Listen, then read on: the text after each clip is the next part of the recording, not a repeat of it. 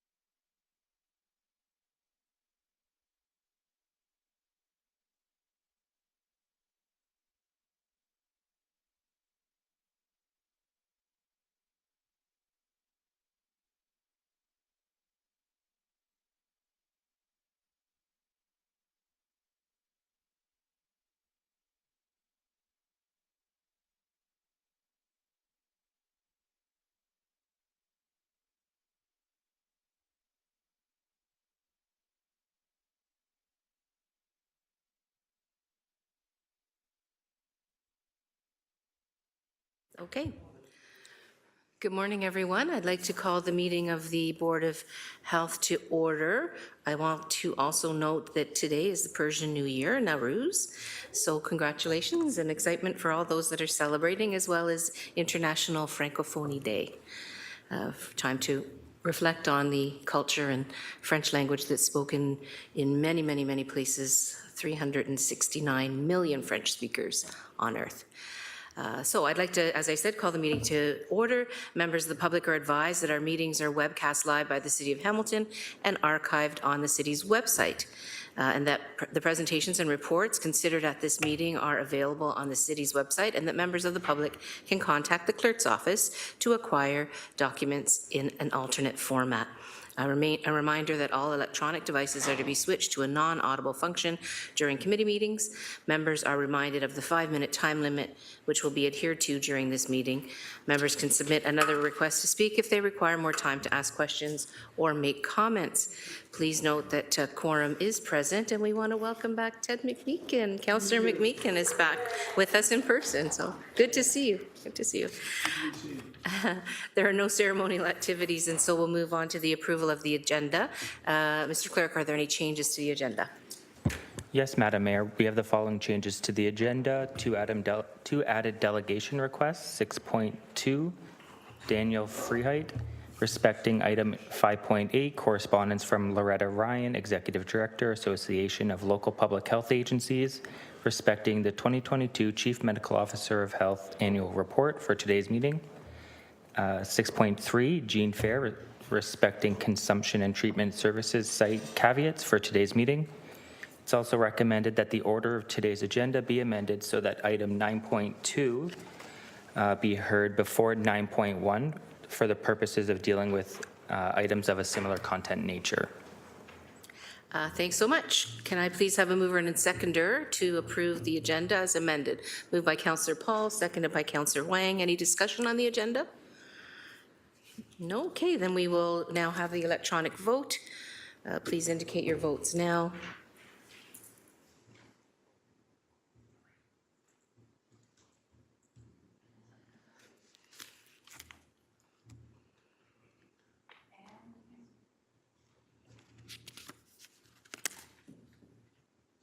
We got you, Councillor Taddison.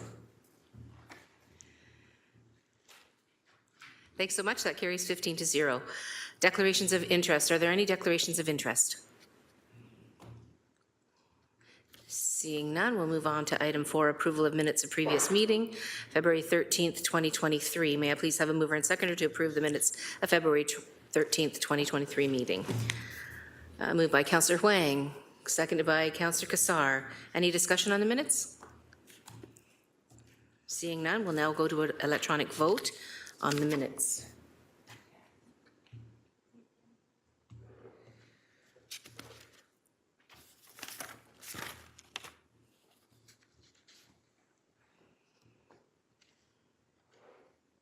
That carries as well, 15-0. Thanks very much. On to communications. May I please have a mover and seconder to put the communications items on the floor?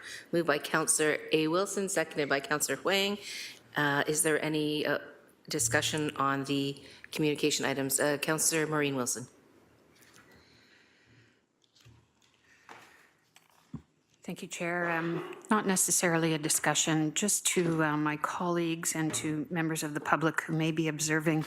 We have 2 pieces of correspondence from 2 distinct Board of Health identifying the challenge being presented from food insecurity, which is a now all too common theme. And I think if you were to ask us 20 years ago whether we would have 2 letters from 2 different boards of health on the subject of food insecurity and the challenge it presents, particularly for children, for their brain development and their trajectory in life, we would probably be scratching our head.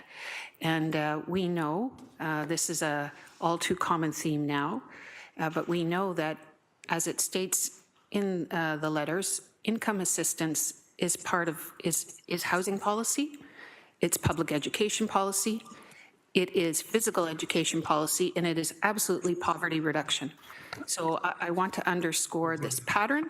I want to underscore that it is not unique to Northern Ontario, the greater Sudbury District and North Bay. It is happening in our communities, and I think it is a blemish on the sound reputation of this province. Thank you, Madam Chair. Thank you, Councillor Wilson. Is there any further discussion on the correspondence? Oh, I see. Sorry, I can't. Can you move them that way a bit more? Councillor Clark, please. Thank you, Mayor. Just a quick question, if I may, with regards to item 5.2. In 5.2, it discusses the Sudbury situation with regards to consumption and treatment services, and it indicates that it has the second highest opioid-related death rate in Ontario. So who's tracking the numbers, and can we get a report or a copy of the report, if it's the government that's doing it, as to what the deaths, how many deaths have been experienced as a result of opioid with all of our municipalities? Thanks, Councillor Clark. Dr. Richardson? Through you, Madam Mayor. So the opioid surveillance systems that are in place both locally and provincially do have that data. And so they can be accessed through the Public Health Ontario website for the Ontario-wide statistics, and then ours are on our website, of course. Actually, staff are just in the midst of updating ours. I think we're going to have that out sometime this week with some added data as well. So we were going to send it around to you at that point in time. So perhaps we could send an email out to all of council and include both those links once they're updated. That would be appreciated. And my second question is with regards to item 5.1. It indicates provincial appointees to boards of health. I didn't even know that that was an issue. So which boards of health end up getting provincial appointees? They're claiming in this report 24 or 34 Ontario boards of health depend on provincial appointees. Dr. Richardson, please. Through you, Madam Mayor.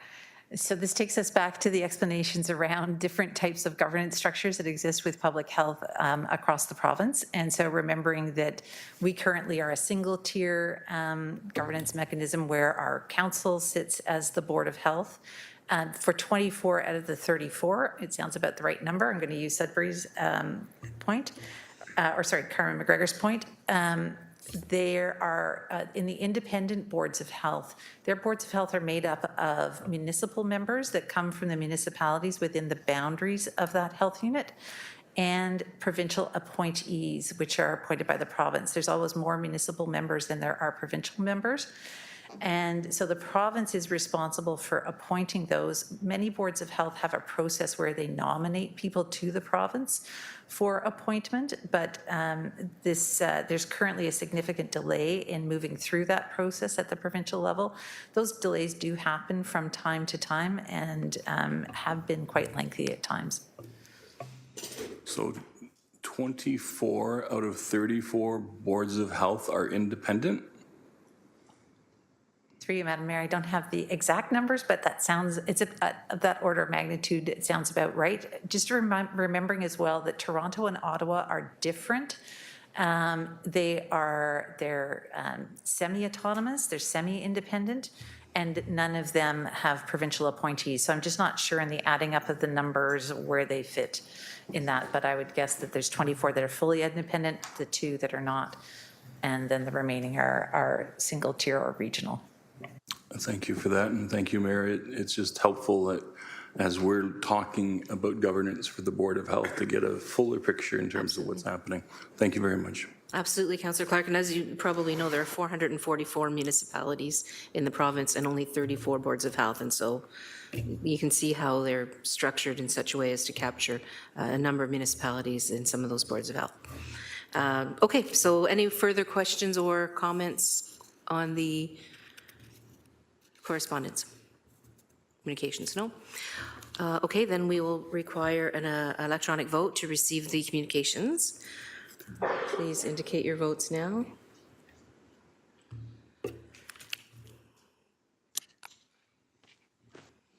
We got you, Councillor Taddison.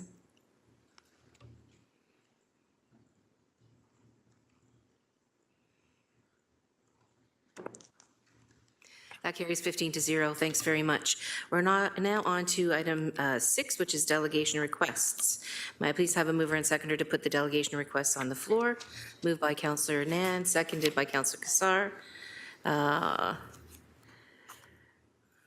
Kayla Hegarty, respecting safe use spaces and declaring a state of emergency for overdose deaths.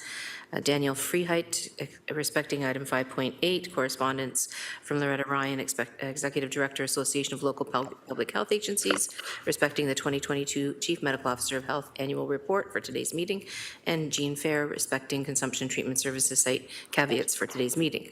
Any discussion on the delegation requests? Seeing none, we'll require an electronic vote to approve the delegation request. Please indicate your votes now.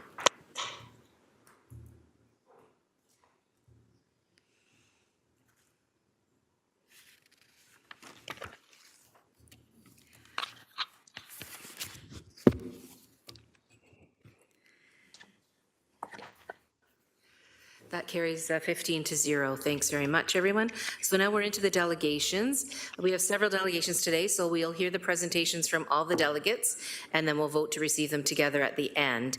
Members are reminded that questions of the delegations are for clarification purposes only, not for debate. So we will start with Kayla Hegarty, respecting safe use spaces and declaring a state of emergency for overdose deaths for today's meeting, of course. And Kayla is with us virtually, I believe. Kayla, are you here? Yes, I am. Excellent, excellent. So you have 5 minutes, Kayla, for your delegation, and then I'll open it up to questions from the councillors, or the Board of Health members, rather. So please go ahead. Thank you. Good morning, everyone. I'm coming to speak to everybody about, as you mentioned, safer use sites and implementing a state of emergency in Hamilton.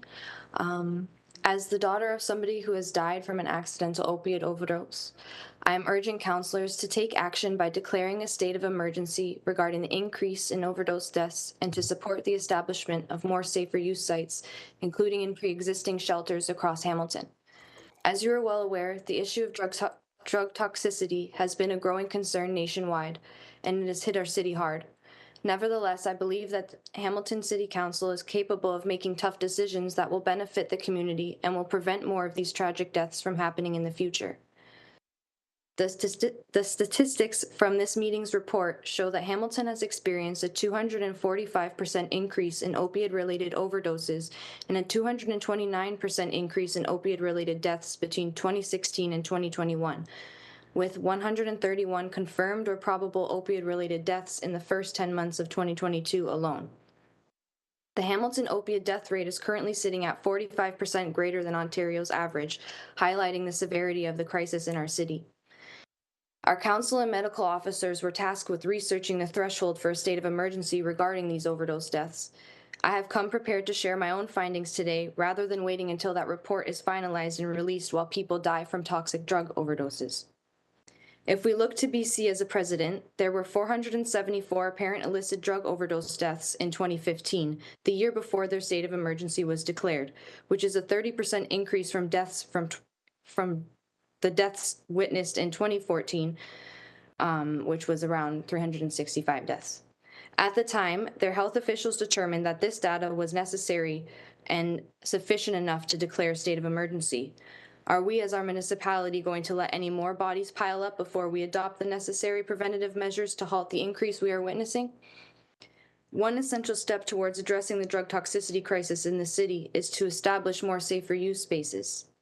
Safer use spaces provide a judgment-free and sterile environment for people who use drugs to be, sorry. No, I'm not sorry. I gotta stop apologizing when I mess up. Okay.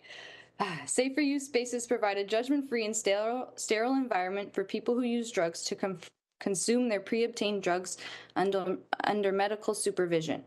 Their effectiveness has been proven in reducing overdose deaths, infectious disease spread, and the number of paramedics responding to drug-related harms. In 2017, Hamilton's supervised injection site needs assessment and feasibility study found that Hamilton would benefit from one or more of these services due to the annual increases in opioid-related overdose deaths, high rates of infectious disease, and community support demonstrated during community and stakeholder consultation. This means that our city has had data for over 5 years and has implemented only 2 safer use sites across the city with over 500,000 people and 15 wards. Your report states that Hamilton previously declared an opioid crisis in 2019 and that this declaration did not constitute an official emergency declaration as legislated in Ontario through the Emergency Management and Civil Protection Act. An official declaration would signal the urgency of the situation and help to raise awareness of the issue on a larger scale. By applying for a state of emergency, we would be able to access resources to develop more of these spaces. An investment of $322 million in comprehensive interventions to drug toxicity harms was announced by the BC government the following year after announcing a state of emergency. These investments were aimed at saving lives, connecting people to treatment and recovery, and addressing stigma as a root cause of the problematic harms associated with the drug toxicity deaths we are witnessing. It's important to keep this in mind when our medical officer says that they can't guarantee funding when declaring a state of emergency.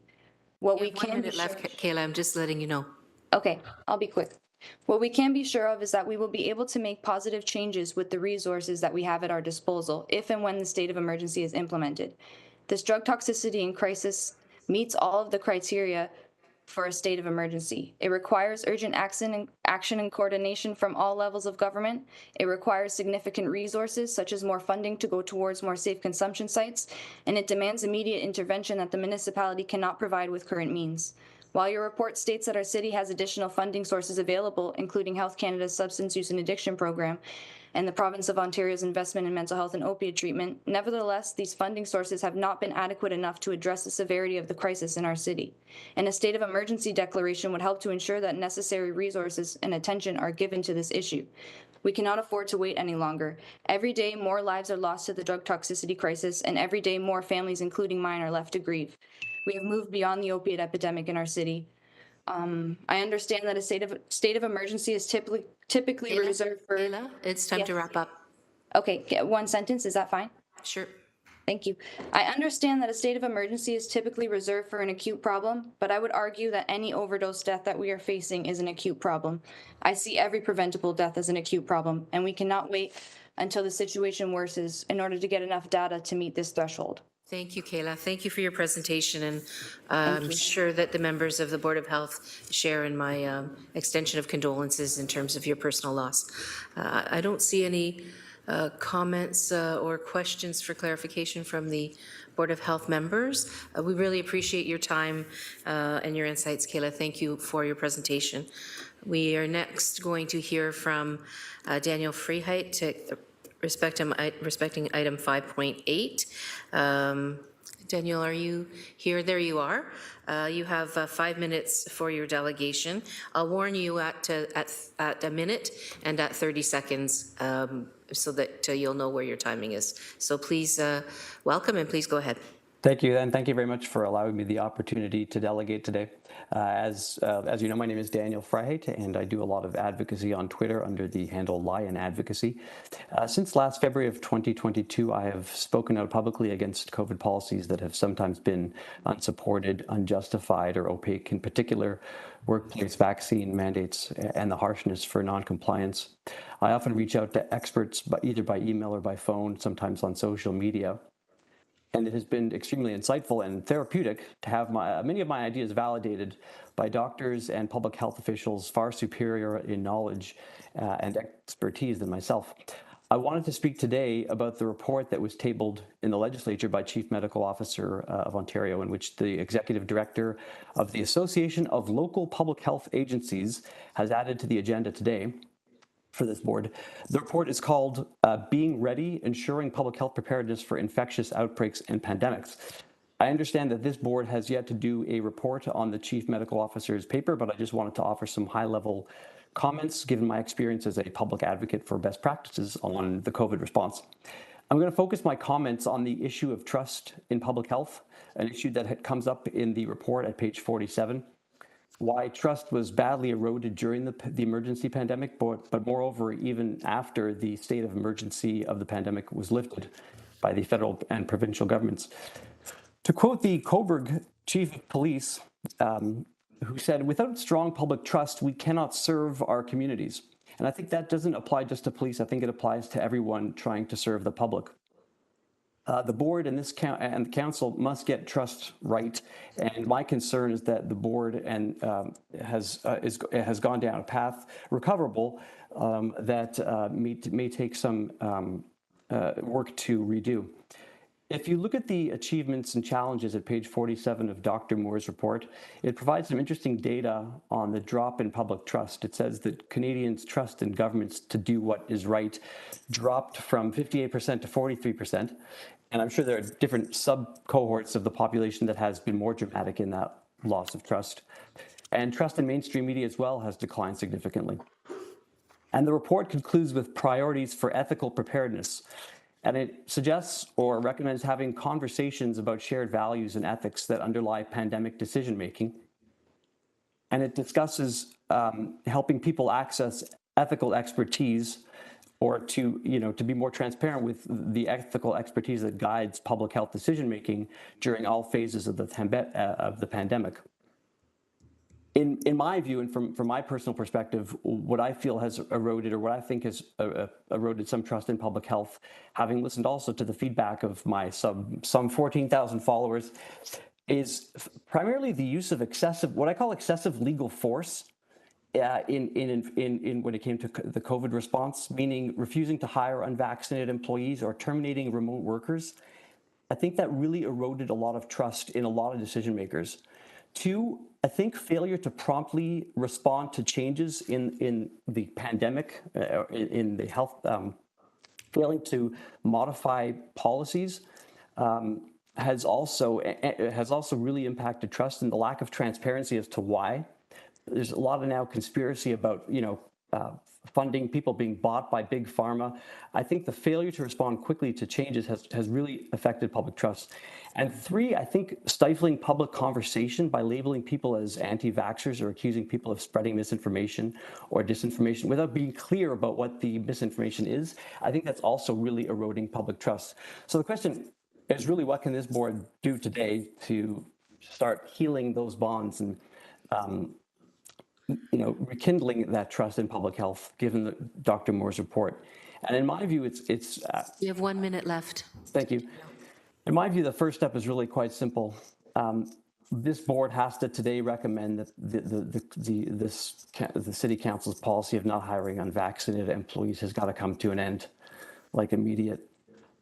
It's got to recommend to city council that it's no longer necessary. If you don't need to wait for your medical officer's report that may come in the spring or summer, you can just go by what the city of Toronto has done. You can follow the city of Windsor. You can follow Orangeville.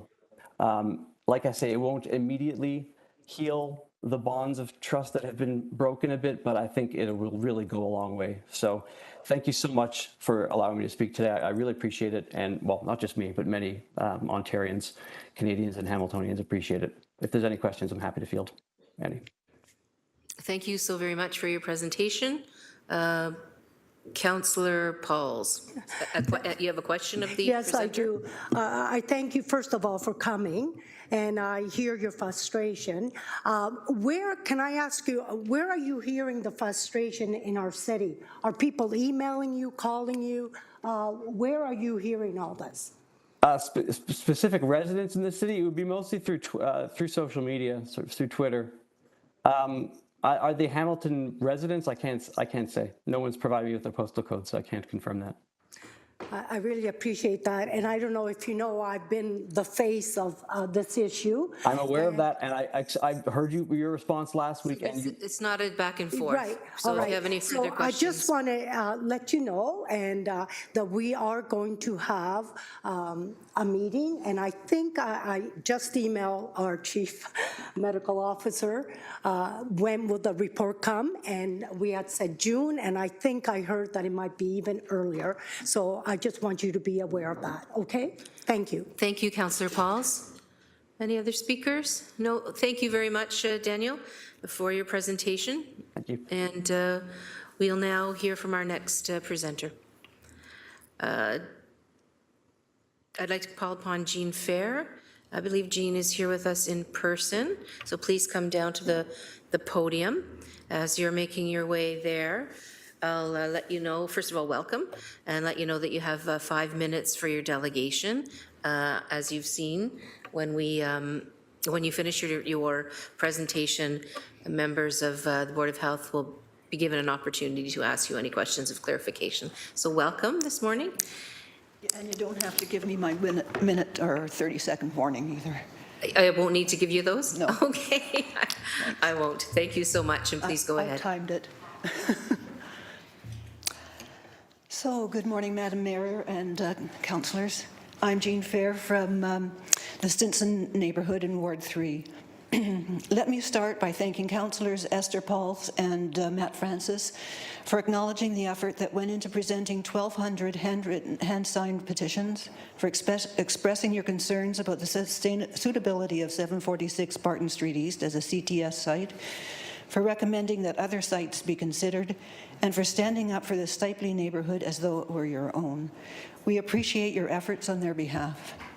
My concern today is with the effect of CTS sites on their communities and whether City Council's caveats for TAN, Hamilton Public Health, and staff go far enough.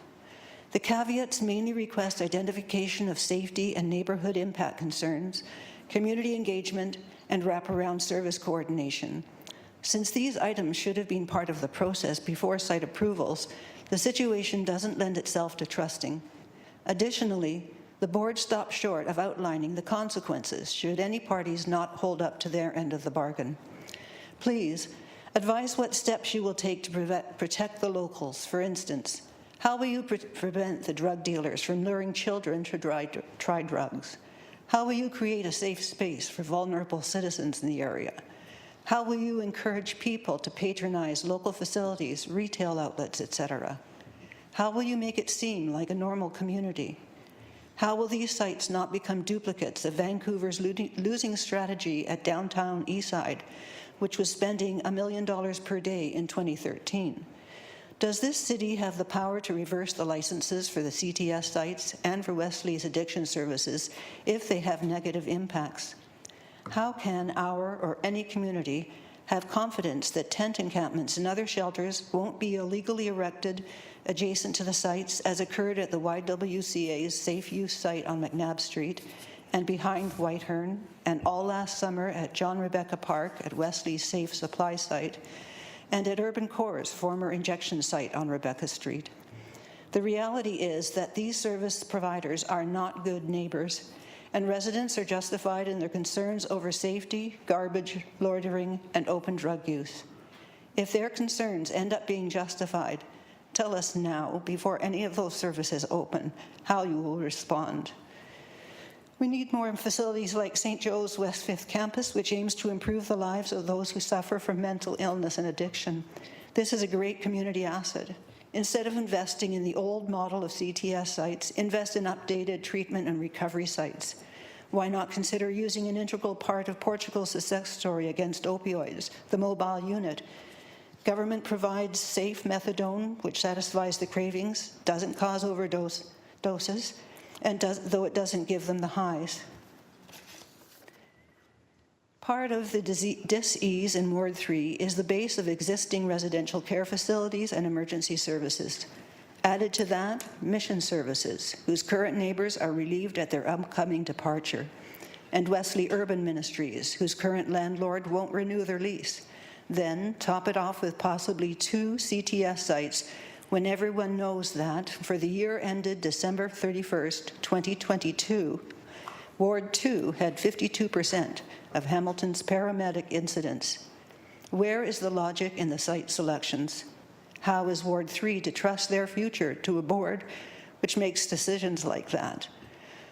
Of late, this city has run roughshod over Ward 3's neighborhoods. As a group, excuse me, I'm getting nervous. I am nervous. As a group, our opinions, rights, and feelings have been ignored. It has now been more than 3 weeks since Council committed to having a robust community consultation on this issue, and we've had 0 updates. Is there actually any intention of doing this consultation? Ward 3 is expected to care not only for its own residents and many from other Hamilton wards, but also for a goodly portion of the ton of people coming from other cities, per Jennifer Bonner of the Hub. What is today's Council's plan to stem this influx, which so heavily impacts the lives of Ward 3 residents? Because if Council doesn't have a plan, there will only be more of the same. Ward 3 asks of this Council that it be open, honest, transparent, and timely in its dealings with the members of our community. Perhaps we need a liaison officer because to date, there has been no effective communication between us. Thank you. Thank you so much, Jean. We have a question from Councillor Nam. Thank you. Through you, Mayor. Good morning, Jean. Thanks for being here this morning, and thank you for your delegation. I just wanted to address a couple of questions that from your delegation. One, have you reviewed the 1,200 signatories of the petition? I've been there when they've been in my physical presence, and I've seen real signatures. I didn't go through each one. Okay. I did have an opportunity to go through it, and unfortunately, many have no addresses listed to them. Unfortunately, many don't have the postal code listed on the petition, and unfortunately, the copy that was submitted to the clerks at the last Board of Health meeting also has many pages that are duplicates. So just wanted to let you know that that's what I observed and having looked it over. Is there any way, I mean, we all know that, I don't know if you guys saw that, my last, maybe it was in the Bay Observer, about how Hamilton's been incorporated since 1846 and they still don't have a process to deal with petitions. How's everybody supposed to know what's required? The duplication, but I too did a petition back in September, and we didn't do anything with it. It took a huge amount of work, and it was against the mission services and the 8385 Emerald Street thing, and we found that we didn't go anywhere because, anyway, we didn't ask for all that kind of information because, you know, people are afraid. They don't want to, you know, everybody knows that. They don't want to speak up, so. Yeah. Thanks, Councillor. Thank you. Through you, just wanted to clarify that I did review the petition, and since you referenced it, I just wanted to provide the information that I'm aware of. Yeah. The other question I have for you is in regards to the reference of a normal community. Yeah. It's hard nowadays. Which is a really powerful assumption, because I think that when we use words like normal, I'm not sure what you mean by normal, so I wanted to give you an opportunity to describe what do you mean when you're talking about a normal community? I mean, take us back just a few years, like, we don't know, our community is already challenging, not just Ward 3, but we walk a lot. We walk the rail trail, we walk downtown and back, and most recently there was a guy with a huge garbage bag tying up his feet so that he could walk and keep dry with the rest of it trailing. He was gesticulating and, you know, needed help. There's more of those on the street, there weren't. But there are so many things, like we've had Old Cathedral with all those people, 45 West Avenue with 20, it's an emergency shelter. They're just everywhere. And we don't have the big impact yet of mission services, of the two CTS sites, and hopefully you'll go against that CTS site because there are people living right there, and you'll destroy where they live and what they work at the same time. And it doesn't work. Look at Vancouver. Whereas, okay, I'm on. Thank you. And then my next question is, through the chair, please. Through the chair, thank you. Is have you looked at any examples more locally within the region of successful consumption treatment services? Your delegation referenced the Vancouver downtown east side, and kind of like I would say, yeah, you're emphasizing there versus some really healthy, exemplary, successful, excellent models within this region of Ontario. Are you aware of any of those? No, I just think of all of them as failures. Got it. Thank you, Jean. Yeah. That's it. All right, thank you. Are there any other questions of the presenter?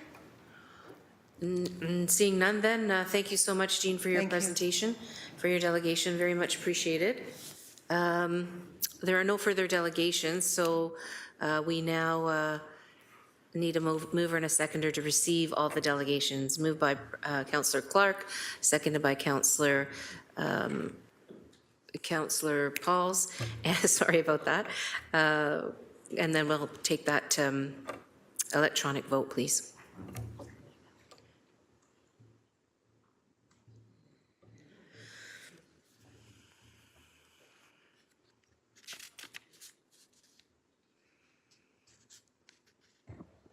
Councillor McMeekin? Thumbs up.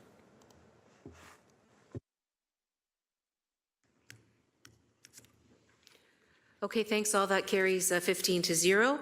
We're now on to item 8, staff presentations. Clean Air Hamilton Annual Progress Report 2021, BOH 23010, citywide. Dr. Richardson is here to introduce the presentation. Okay. Through the Mayor to members of the Board of Health, good morning. Kevin McDonald, Director, Healthy Environments Division with Public Health Services. It's my pleasure to introduce Dr. Bruce Newbold this morning. I'm confident that many of you already know Dr. Newbold from his leadership and work not only with Clean Air Hamilton, but with McMaster University right across our community. Dr. Newbold is a professor of geography in the School of Earth, Environment and Society at McMaster University. His research interests include health, aging, and transportation issues, with much of his recent work engaging different communities across the city. He has chaired Clean Air Hamilton for the past 6 years. Thank you very much for joining us today, Bruce. Thank you very much. Through the Mayor. Good morning. Councillors and audience, thank you for your time this morning. It's actually great to be here after being away and being virtual for the past few years. Thank you for the presentation. So I do have a very short presentation here for you this afternoon, or this morning I should say, where we take you through some of Clean Air Hamilton's activities and updates. This of course is for 2021, so I know there's a little bit of a lag in terms of reporting here, but this is the standard way that we do it. So Clean Air Hamilton, we are a group of multiple stakeholders drawn from across the city, representing industry, all 3 levels of government, public health, non-governmental organizations, the public, as well as academics, including McMaster University and Mohawk College. We are a science-based committee, so we make our decisions to enhance the air quality within the city of Hamilton on these scientific knowledge. We were established in 1997, or actually started in 1998, based upon the recommendations contained within a 1997 report. We meet the second Monday of each month, and of course, over the past 3 years now, we've been meeting virtually in order to conduct our business. What I'd like to do today is spend some time taking you through air quality updates within the city. Overall, I would say that this is still good news, but there are some caveats here that I'd like to address as we move through the presentation. The first slide that you see here is looking at suspended particulates, or total particulate matter. We have 3 different types here: total suspended particulates, PM10 and PM2.5. PM2.5 being the smallest particulate matter. Why are we concerned with these? These are respirable particles. Some of them can enter our airway, and the smaller particles enter further into our airways, down deep into our lungs, and are responsible or can be associated with respiratory distress and irritations. At the top right corner, you'll see the suspended particulate matter trends between 1996 and 2021. And as I say, overall, we've seen a decline in terms of particulate matter. And think of particulate matter, you might see a dirty bus or truck, for example, wind-blown debris, for example, from a construction site. These are particulate matters. There has been a little bit of an uptick in that particulate matter at our city sites over the 2020 to 2021 period. Bottom left slide, inhalable particulate matter, or PM10. So this starts to enter our airway, becomes a concern for us. And PM10 represents some 50 to 60% of the particulate matter that we see and can breathe. Again, declines in that, we remain below the annual objective, just as with the total suspended particulate matter. But again, we're seeing a little bit of an uptick in terms of those readings in both of our city sites as well as our industrial sites. Bottom right, 10-year trends for PM 2.5, so these are the smallest particles and again can be inhaled the deepest into our lungs. Overall declines, again, just in the past year or so or reporting period, a little bit of an uptick in terms of those levels. And Hamilton also sort of sits at the top relative to other municipalities within Southern Ontario. So we have to take some of this sort of in stride. Benzene and benzoate-pyrene, these are two carcinogenic materials typically associated with coke oven emissions, but also found in terms of gasoline, tobacco smoke, for example. We see, again, 26-year trends for both benzene and benzoate-pyrene. Overall declines as coking processes have been improved within the city, for example. But we can see that in the blow-ups on the right-hand side, for example, we see that our industrial sites have higher levels of benzene and benzoate-pyrene. We also see an upward trend at some of those industrial sites associated with benzoate-pyrene, and we are above the annual objective for both benzene and benzoate-pyrene across the city. Series of pollutants that are presented here. We have nitrogen oxides, nitrogen dioxide, sulfur dioxide, and ozone. So at the top left of the screen, we see sulfur dioxide trends. A little bit of a decline, and most of the sulfur dioxide are associated with combustion processes. For example, we are above the annual objective set by the Ministry of Environment, Conservation and Parks, or MECP, particularly at our industrial site within the city. Top right, ground level ozone. This is a pollutant that is not released directly here, but is the byproduct of atmospheric process related to other chemical emissions or pollutant emissions within the atmosphere, and most of it comes in from outside of Hamilton. It's not something that is produced here within the city, for example, but we see some fluctuating trends there over a period of time, and that reflects sort of the nature of ozone trends, and we can see the differences. You see that red line for Hamilton downtown, for example, green being Hamilton Mountain. Bottom left, nitrogen dioxide trends, again associated with combustion processes. So declines over a period of time with that increase towards the end of the reporting period at our industrial site. And then in terms of the nitrogen oxides, so a mix of pollutants here of both nitrogen dioxide, nitrogen oxide. And we are comparing that to, again, other municipalities across Southern Ontario. So we see that Hamilton downtown has a slightly higher level of nitrogen oxides in that location, in that reporting. So one of the things, Hamilton, or Clean Air Hamilton receives funding through Council and the Board of Health, and in 2021 we used some of that funding in order to help expand education and awareness of air quality within the city, and so we did that by funding two different pieces here. So one, Fresh Air for Kids, which is working with Green Venture and Core Research.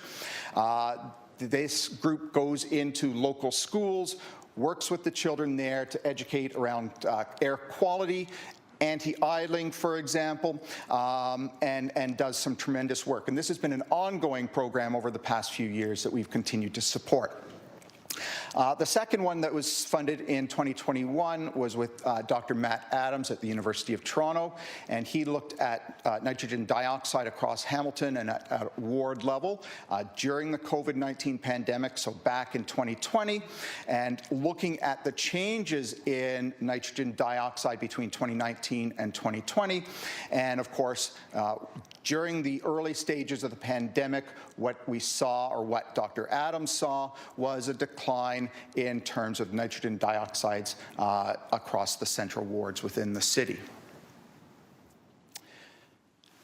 In 2022, and I just see that there's a typo here, that these were approved for 2022, again continuing that Fresh Air for Kids, Same program, going back into the schools, continuing that excellent work that Green Venture and Core Research have been doing. We've also funding Trees Please with Environment Hamilton, which are tree giveaways, particulate monitoring, and introductions of heat sensors in Ward 4 and some of the lower city neighborhoods.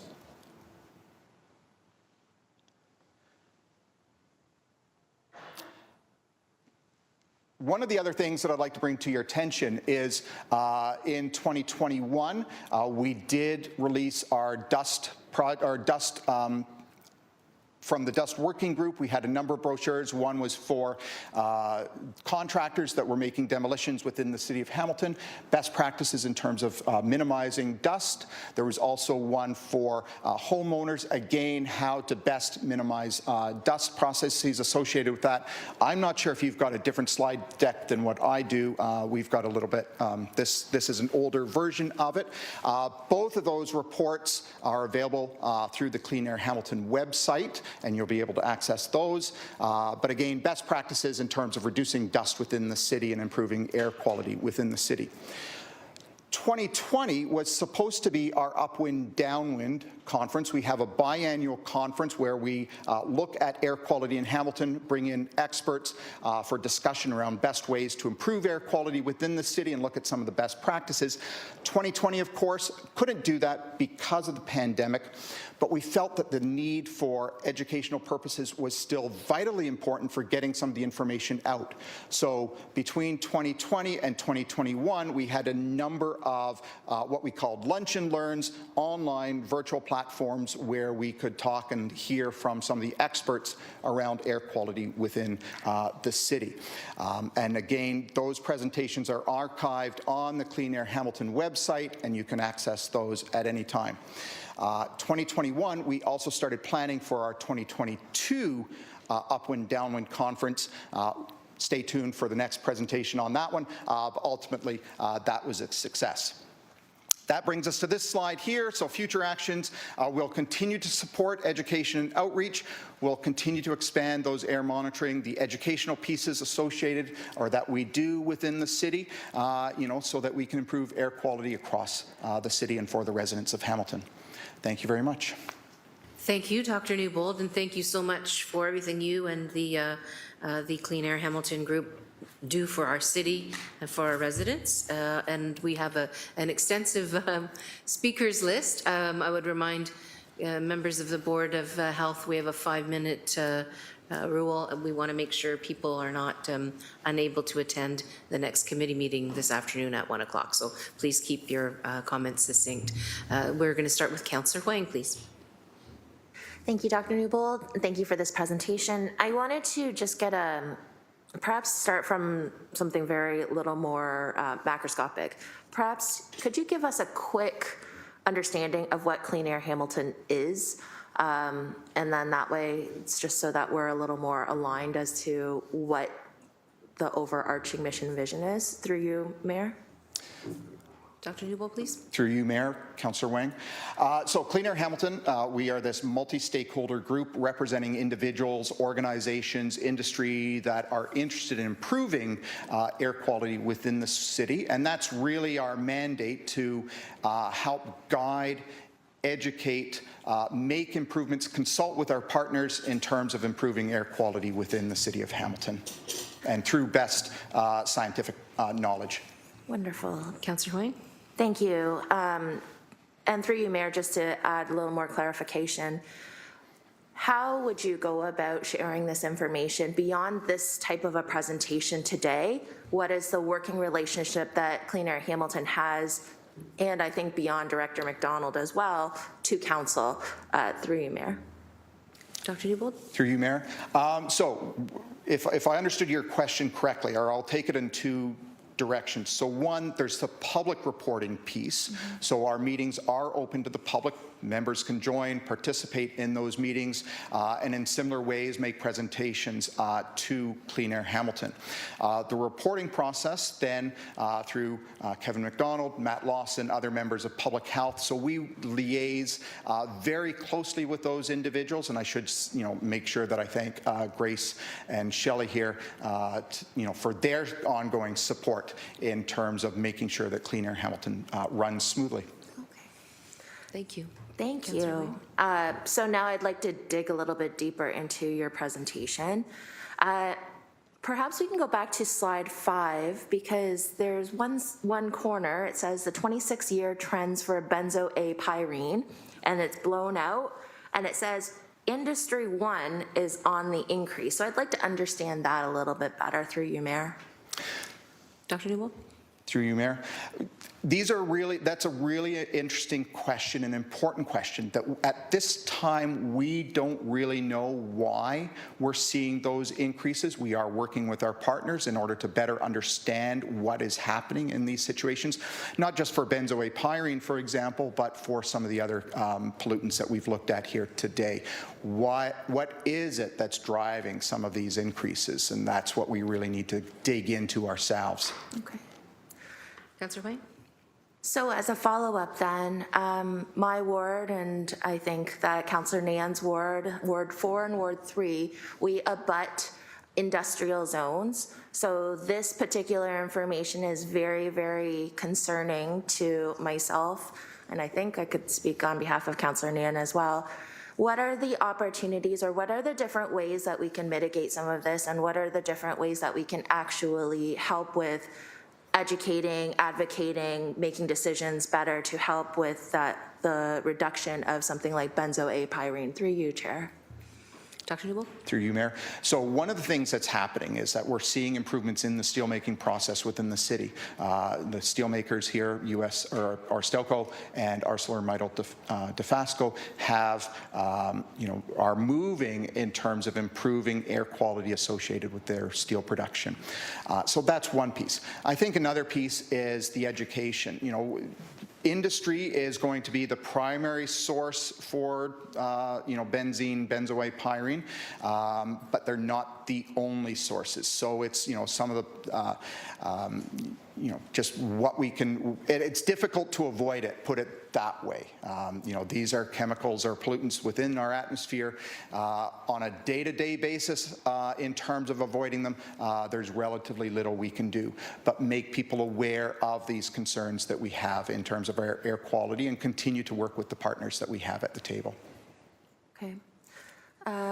Mayor, I think I'm encouraged by this information, but I'm still perplexed as to how we as governors can go about changing or speaking to some of these very highly carcinogenic, highly unhealthy type pollutants. I'm also just mindful that Ward 4, specifically in the Parkview neighborhood, is suffering from this. And what we hear from the community, I hear it in my office, they can't even wipe down their counters without seeing black dust and particulates. So through you again, Mayor, to Dr. Newbold, how can community members connect with Clean Air Hamilton to help with that advocacy and also some of that work on working with industry to get those pollutants down? So, through you, Mayor, in terms of connecting with Clean Air Hamilton, we have a web page. People can go to that, see our reports, see the things that we are doing within the city, for example. They're more than welcome to participate, and they can reach out to Clean Air Hamilton in terms of, finding out about the meeting information. So just, in terms of the virtual connections, for example, while we remain virtual. They can come, listen, participate in those. We have had delegations from community groups come in to explain what is impacting them on a day-to-day basis, for example, within some of the wards that we see within the city. So for us, hearing that, and then for the other partners at the table to hear that, take it away and understand, what is happening and where some of these impacts are. You spoke of dust, for example. Hopefully with our new dust handbooks, that will help, but there's that other broader level above us with MECP that we need to work with and recognize the processes within MECP around, emissions, anything associated with that. Clean Air Hamilton on its own does not have any legislative ability that we can't force the change, but what we can do is advocate educate, such as we're doing today, so that we can, as a voice, as a sustained voice, bring these issues further. Thanks, Dr. Newbold. Councillor Huang, if you want to go on for a second time, you're welcome to do so, but we'll move on to the next. I may choose that later on if, thank you. Thank you. Councillor Danko, please. Thank you, Mayor. Continuing on with Councillor Wang's focus on benzene and benzoate noting that this is a 26-year drastic improvement, so don't want to take away from the good work that's been done over the past quarter century, but the current trends of an increase, particularly in benzoate, I think are very troubling, especially that these are very dangerous carcinogenic chemicals entering the atmosphere. So through you, Mayor, my question is, I believe Stelco is either not producing coke or has drastically reduced their coke production and therefore their emissions of benzene and benzoate. But ArcelorMittal Dofasco actually has a site-specific exemption that allows them to emit 22 times the provincial standard for benzene, and I believe they also have a site-specific standard for benzoate that allows them to emit over the provincial regulated limits. And I believe, if I'm remembering correctly, that those expire in June of this year. So I'm just wondering if perhaps our guests have any information of what ArcelorMittal Dofasco's plans are in terms of their site-specific air standards that they have in place. Dr. Newbold, are you aware of? Through you, Mayor, no, I am not aware. I'm not sure if any of the staff. Director McDonald? Through you, Mayor, I'll just pass the response to Matt Lawson, Manager of Health Hazards and Vector-Borne Diseases. Andrew Lawson? Good morning. Thank you, Mayor. Through the Mayor, to Councillor Danko, the question, you're absolutely right with the site-specific standards expiring at the end of June this year. So the process would have it that the companies would either reapply for an exemption, or there's also the potential, recently we have been in communication with MECP staff regarding this approaching date. There is also a possibility of a sector specific exemption for steel making that may be applied for by the companies that are producing steel. And that would also be an option to them. But as far as what will happen, I can't tell you at this point. But you're right about the date approaching. July 1st is when the exemptions are expired. Thanks, Manager Lawson. Councillor Danko?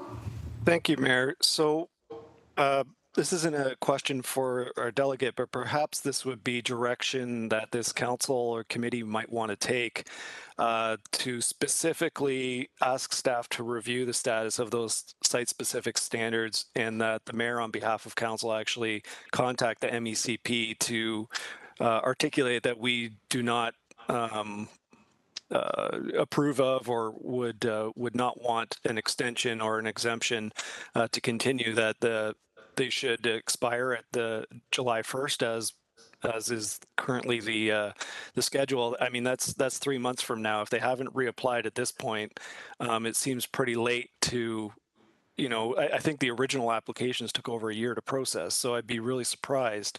But I think this council, this committee should take a specific stance on that. So I'm gonna have to step out at 11. Maybe I'll put something in the chat that somebody might want to put forward when we get to motions. Thank you. Thanks, Councillor Danko. Councillor Nan, please. Thank you, through you, Mayor. Thank you, Doctor, for your presentation. So a few things. One is to pick up right where my previous colleagues have left off on the two particular trends that are going upwards of the carcinogenics. And I guess the question I have is, you put a strong emphasis in your presentation today about the scientific approach or the scientific knowledge. What role does lived experiences of our residents play in that scientific approach, and where does that evidence and data fit within the work of Clean Air Hamilton? Through you, Mayor, Councillor Nan. So as a researcher, I rely on both quantitative and qualitative evidence to inform the work that I do.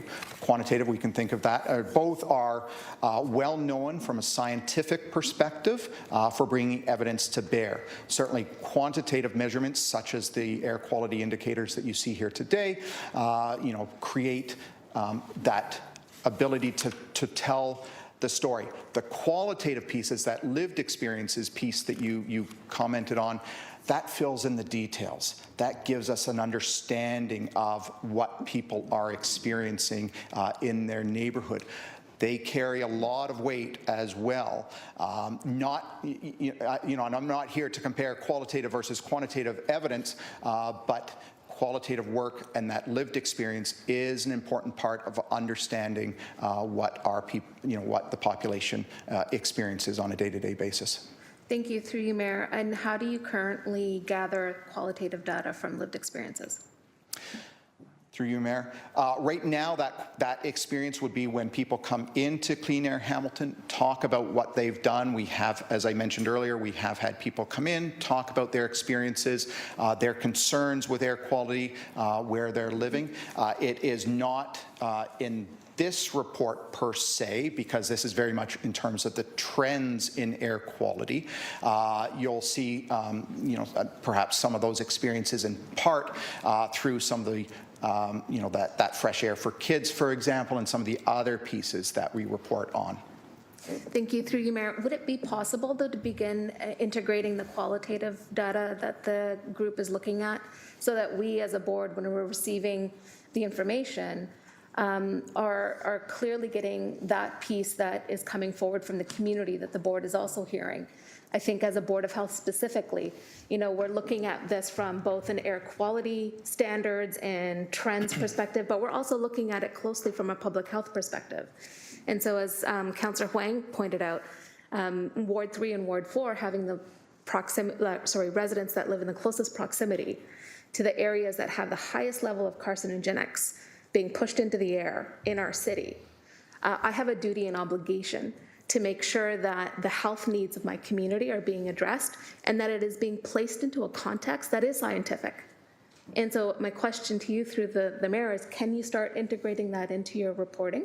Is that a possibility, and do you need direction from us? But I think it's a collaborative relationship, so I just want to encourage you to help us get the data that we need so that we're making decisions when it comes to our action plans in the most informed way possible. And that we're showing the trends in an honest way so that the entire city can understand the impacts of air quality. Dr. Newbold? Through you, Mayor. Councillor Nan. Really interesting question and comment. I guess two things. So first, I'd need to talk to Hamilton Public Health staff to find out if that's possible and how we would frame it within the report. Second, we'd also need to take a look to see what are the expectations. So is there a mandate in terms of what we report or the detail that we report? I think we need to take a look at that, going back to sort of where we started and what the annual report is meant to capture. Thank you. I appreciate your openness to that and look forward to hearing about what that expectation could look like and how the partnership could provide some of the information that I'm speaking of. The next question I have is related to the school program. Through you, Mayor, you mentioned that there was 5 schools that participated in the Fresh Air for Kids program. Do you know the schools that were participating? Like, is there a ward by ward breakdown? We do have that information. Unfortunately, I don't have that sort of at my fingertips at this point in time, but we can get that for you.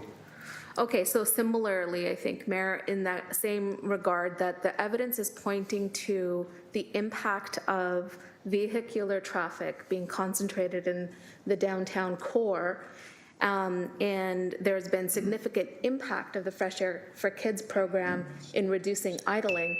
I just, from my perspective, there's a correlation there, and it would make sense to make sure that we are program reaches out to the schools. The schools have to invite us in as well as part of that. So it's a two-way street if we don't have that welcome it's difficult. I appreciate that.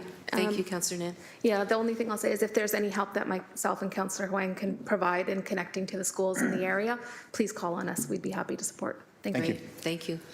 Councillor McMeekin, please. Yes, thanks, Your Worship. And thanks for your presentation. This shouldn't be rocket science. It may have to be rocket science, but it shouldn't have to be. I remember back in the 70s, Dr. Victor Sicilione was doing studies. He'd stick pins in a map of Hamilton to everyone who died of a respiratory illness or cancer. And out in the area where we used to live in Waterdown, there might be 1 or 2 pins. Dundas, maybe 3, Hamilton Mountain, maybe 4. You went down to the east end of the city and there were hundreds. Literally, you couldn't see the map because of all the pins. And that created a group called CHOP. You may recall it. I'm old enough to remember. I don't know if you are. Clear Hamilton of Pollution. Jill Simmons ran that group. Great gal, and did a lot of good work. But it's not a new problem. It's been around for a long time. We were rescued, literally rescued from perhaps the single most important pending danger above the escarpment in Flamborough this morning when Carmeuse announced that they're withdrawing their project. There were, talk about advocacy, there were hundreds of people out to meetings. Dr. Adams was out to talk about the impact of the smaller particulate matter and said if this were to go ahead, we could easily become like East Hamilton, and the community rallied. They were going to burn plastics and tires in kilns, not even in legitimate burning structures. And that just scared the hell out of people, to be honest. It was just, I haven't seen, Alex, we haven't seen emails on any issue like we have recently on this. So there's some good news around advocacy. You did mention advocacy and education, and it works if you get in early enough. So I think based on one of the questions one of my colleagues asked, we need to find ways to engage and to articulate perhaps with senior levels of government, say if you could find $958 million for one of the steel plants, maybe it's time we looked at the other steel plant, particularly with this looming deadline. We already know that in parts of our city, people live on average 21 years less than folk out in Dundas and Waterdown and Ancaster. That is fundamentally incredibly unjust and in need of correction. And I just, you're such a blessing that you're out there doing this every day. If we can't breathe, nothing else matters. So thank you for your work. No question, I just want to make that comment. We're relieved this morning up in Flamborough that Carmeuse, the largest lime producing company in the world, has seen the light and has said they're not going to proceed in our communities. And West Hamilton, that upwind, downwind stuff you're talking about, that was going to all land on Councillor Wilson's ward as well. So thank you. Thanks, Councillor McMeekin, and congratulations to you and Councillor Wilson and so many others who were very, very vocal in fighting against that project. Congratulations. Good victory there. Next, we have Councillor Fretch, please. Thank you. Through the mayor, I had first a governance question for you, Dr. Newbold. So my question is, there's 31 members on your website for Clean Air Hamilton, a couple of them from ward staff here, I notice. How does this work? Like, if I look at it, the way it looks like anyways, is that this is a sort of decision-making body of some kind. But how does it functionally work with 31 people, and how do people join this decision-making body? So first, in terms of joining, reach out, ask. We do have a membership structure where particular members have votes on the committee. So if there is the need for a vote process, individuals know who they are. So for example, there are 3 public member votes. There's one from academics, one from McMaster, one from Mohawk College.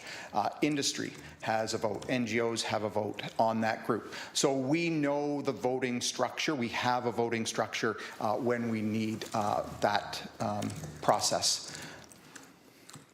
Councillor Cratch? Yeah. Oh, sorry, So- Dr. sorry. Newbold, go ahead. Otherwise, the other members are there because of their expertise, their knowledge, their interest in it, so participating in some of those discussions. Thanks. Councillor Cratch? Thanks. Yeah, it was news to me that members of council could be part of this or members of staff from their office, so I'm just saying that out loud. It was news to me, and it's helpful to know. I have a series of questions about the report itself, not necessarily your presentation's got the smaller slides, but the report has the bigger ones, so it's a little easier to read. So I'll refer to those page numbers. You said two things in this report that stood out to me as the Ward 2 councillor specifically. This study found the highest concentrations of NO2 in the downtown centrally located wards of Hamilton. During the 2020, and you said during the 2020 COVID-19 state of emergency, the central wards had the greatest reduction in NO2. So I'm following on Councillor Nan's point. Does this surprise you in any way, and what do you think has contributed to this outside of what you were able to say in the report? So what specifically do you think contributed to that? Because we always pair industrial and vehicle emissions together when we have this conversation, and downtown is a big space. When I think about that, I think that it's vehicular emissions we're really talking about in these situations, not necessarily industrial emissions as much, but could you clarify that point? That's the thinking, is that with the shutdown in 2020 at the start of the pandemic, we saw reduced vehicular traffic on our roads, and that was likely the reason why we saw the reduction in terms of NO2 at that time. Thank you. From what I can tell, you primarily are an education or advocacy group, but obviously you're coming here with information that's going to inform us and hopefully cause us to make recommendations. And essentially giving us advice. But it's not necessarily coming across as advice, but you are essentially giving us a kind of advice. But it looks like what you're spending your money on are things that are more educational: brochures, lunch and learns, advocacy programs with kids. And so I appreciate that's an important part of your work. And that's what you're investing the dollars you have in, right? I think it's $19,000 or $20,000 you spent in certain things. But what does the future look like in terms of investments that we need to make in order to get our air to be clean? Like that's the goal here with clean air. The Clean Air Group is clean the air. What kind of investments do you think we need to make in order to get there? So through you, Mayor, the investments that we're talking about here are far beyond, obviously, what Clean Air Hamilton can do and really what the city can do. We can advocate, city can advocate on many of these things, and it's advocating to industry to, again, reduce the level of pollution. There are other pieces, though, that are important. So, from a city perspective, electrification of the city fleets, for example, removing internal combustion engines from city vehicles. There's a great place to start. Our LRT, should have a huge impact in terms of air quality through the downtown core once that is up and running by removing cars from our streets. These are the sorts of things, ongoing investments in public transit. We need to get people out of car, encourage active transportation, biking, walking, wherever that's possible. Again, it's getting people out of their vehicles. Those are critical pieces and relatively easy to do. Not saying that there isn't a cost associated with those, but they are relatively easy to do. So advocacy and looking at, in our own backyard in terms of what we can do to improve that public transit piece. Thanks. Councillor Cratch, you're almost up with time, but go ahead. Oh, okay. 18 seconds left, but you go ahead.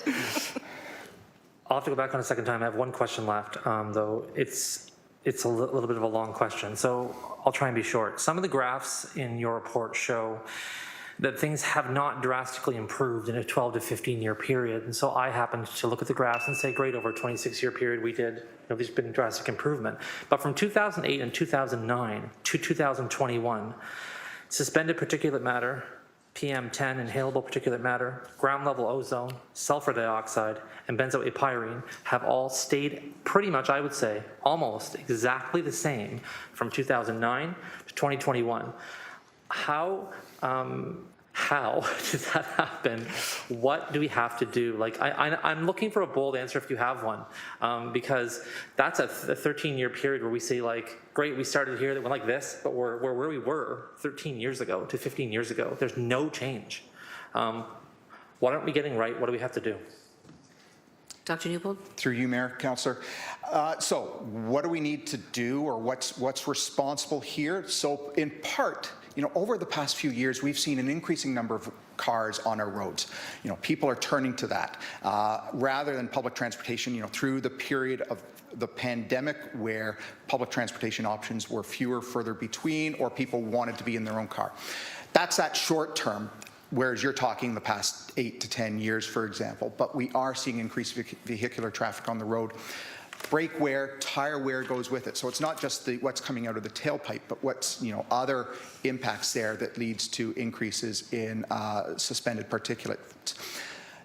The other piece here, and I didn't mention it during the presentation, is a large proportion of the particulate matter that we see here in the city, we're not responsible for. It's coming from outside of the city, maybe the Ohio Valley, for example, and then passing through the city in the same way that some of the pollution that we produce here ends up impacting further east and downwind from us. So again, it goes back to some of those investments that I mentioned a few minutes ago to help try to minimize or start to minimize some of those pieces. Thanks, Dr. Newbold. We can go on a second time if you like. No, I don't Councillor need to. It's okay. Councillor I'm good, Alex thank you. Wilson, please. Thank you so much. Thank you. And through the chair, really excited about this presentation. I do just want to follow up on the stone and dust working group. I know Toronto's moved forward with further bylaws, kind of saying there is a gap between what we know the science is recommending and what the MECP is willing to kind of adjudicate over. And so the way Toronto's filled that gap is with a stone cutting bylaw that takes many of these best practices that are kind of evidence-based solutions or things that we should do, and actually makes them part of the city's bylaw policy. So neighbors can call and can say, I'm seeing stone dust, it's not being handled correctly. Obviously there's enforcement challenges that come with that. Has a bylaw-based approach ever been considered? We clearly know from the working group what the right steps are, whether that's vacuuming, whether that's wetting when you're doing stone cutting. Has there been consideration on the municipal advocacy piece to further operationalize that? That might be better directed to the staff, if that's all right with you. Yep, that's fine. Manager Lawson? Through you, Mayor, to Councillor Wilson, a local bylaw on dust could be considered if that's the direction that council wanted to go, and specifically for things like suspended particulate and generated from micro insults from a work site per se, without putting water lubricant on a concrete cutting saw, that kind of thing could be operationalized as a bylaw and investigated. Councillor Wilson?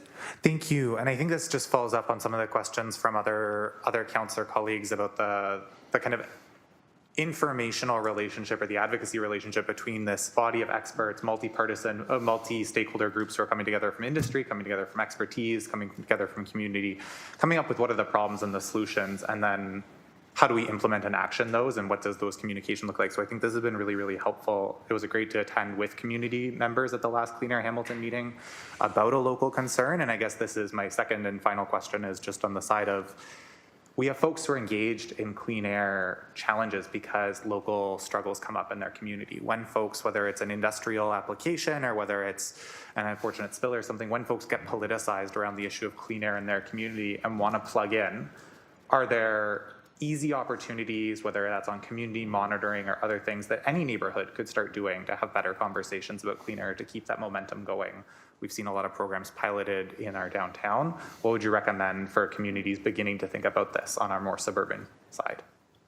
Dr. Newbold? Through you, Mayor. Councillor Wilson. Yeah, I think, it's in part, it's sort of a scaling up piece that there would be opportunities that we could explore, how can we do that in particular wards or across the city.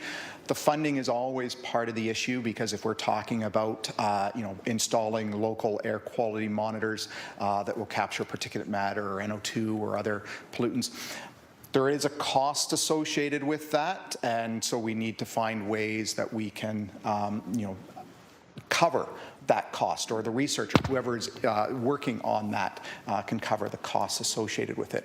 But to continue to remain engaged, for sure, that yes, we've seen that announcement today that Carmoose was stepping back, but hopefully there's ongoing and continued engagement, between your office, for example, and Clean Air Hamilton and other councillors' offices with Clean Air Hamilton.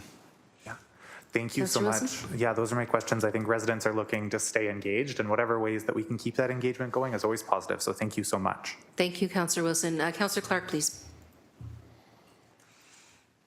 Thank you, Mayor. Just a couple of questions. So in Appendix A of the report on page 10 of 23, it speaks to Hamilton's ambient air quality trends.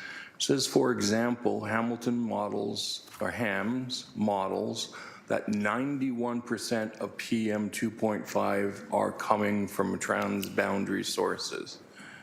Can our delegate address that for me, please? Dr. Newbold? Thank you. Through you, Mayor, Councillor Clark.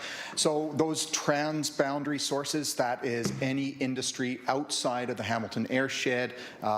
It is brought in through winds and the environment, and we deal with that. But a lot of it is, when we say transboundary, it is truly transboundary in that it's coming across from the United States and their industrial sector, like the Ohio Valley, for example, and coming in. It's keep in mind that these are those extremely small particles, those PM 2.5s, so easily transportable. Thank you for that. And Mayor, can I get an understanding where the air monitors are placed around our city? So do we have air monitors that are just outside or right at the boundary of our city with Haldeman, for example, given that the prevailing winds 70% of the time are from the southwest? Dr. Newbold? Through you, Mayor, Councillor Clark. MECP has a number of monitors, both downtown and in the industrial area. The Hamilton Air Monitoring Network also has a series of monitors through the industrial area in the north end. I don't believe there are any monitors at that Haldeman boundary. If I can go to staff, but. Manager Lawson? Through the mayor to Councillor Clark, we don't have any monitors directly at the border with Haldeman region. There is an extensive network in the lower part of Hamilton called the Hamilton Air Monitoring Network, and it is of which the City of Hamilton has a partnership related to the Woodward wastewater treatment plant and the emissions to air from that facility. But it's also in conjunction with a number of companies.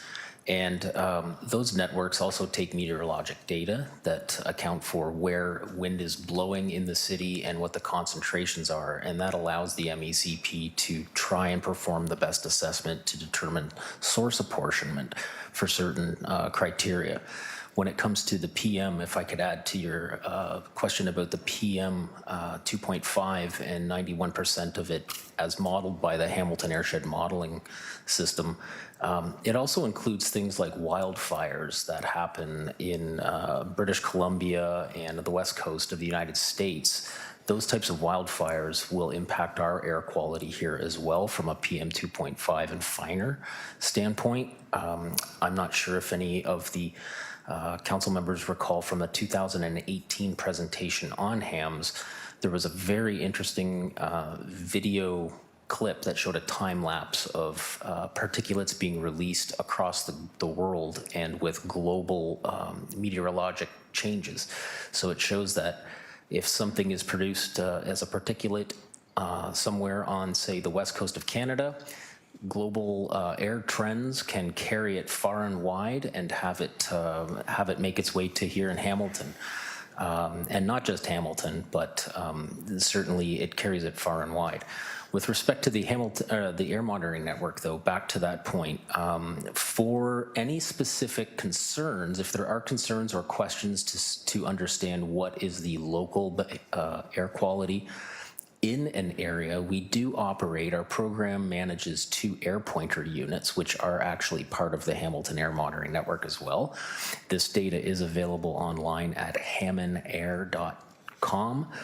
And the 2 air pointers can be, we change them up every 6 months. We take them to areas of the city to keep building our understanding and building a baseline of what air quality is in certain parts of the city that have a dearth of air monitoring in them.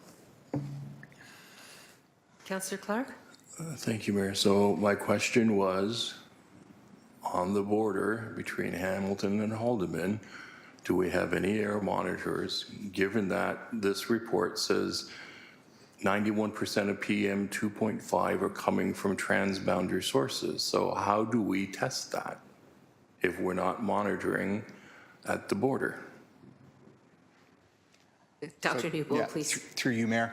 Councillor Clark. So we don't have, echoing Matt Lawson's comments, we don't have air monitors at the border with Haldimand, but we are able to look at the meteorological data, the weather data associated with our air pollution within the city, and also understand from that or model from that where those particulate matter are coming from.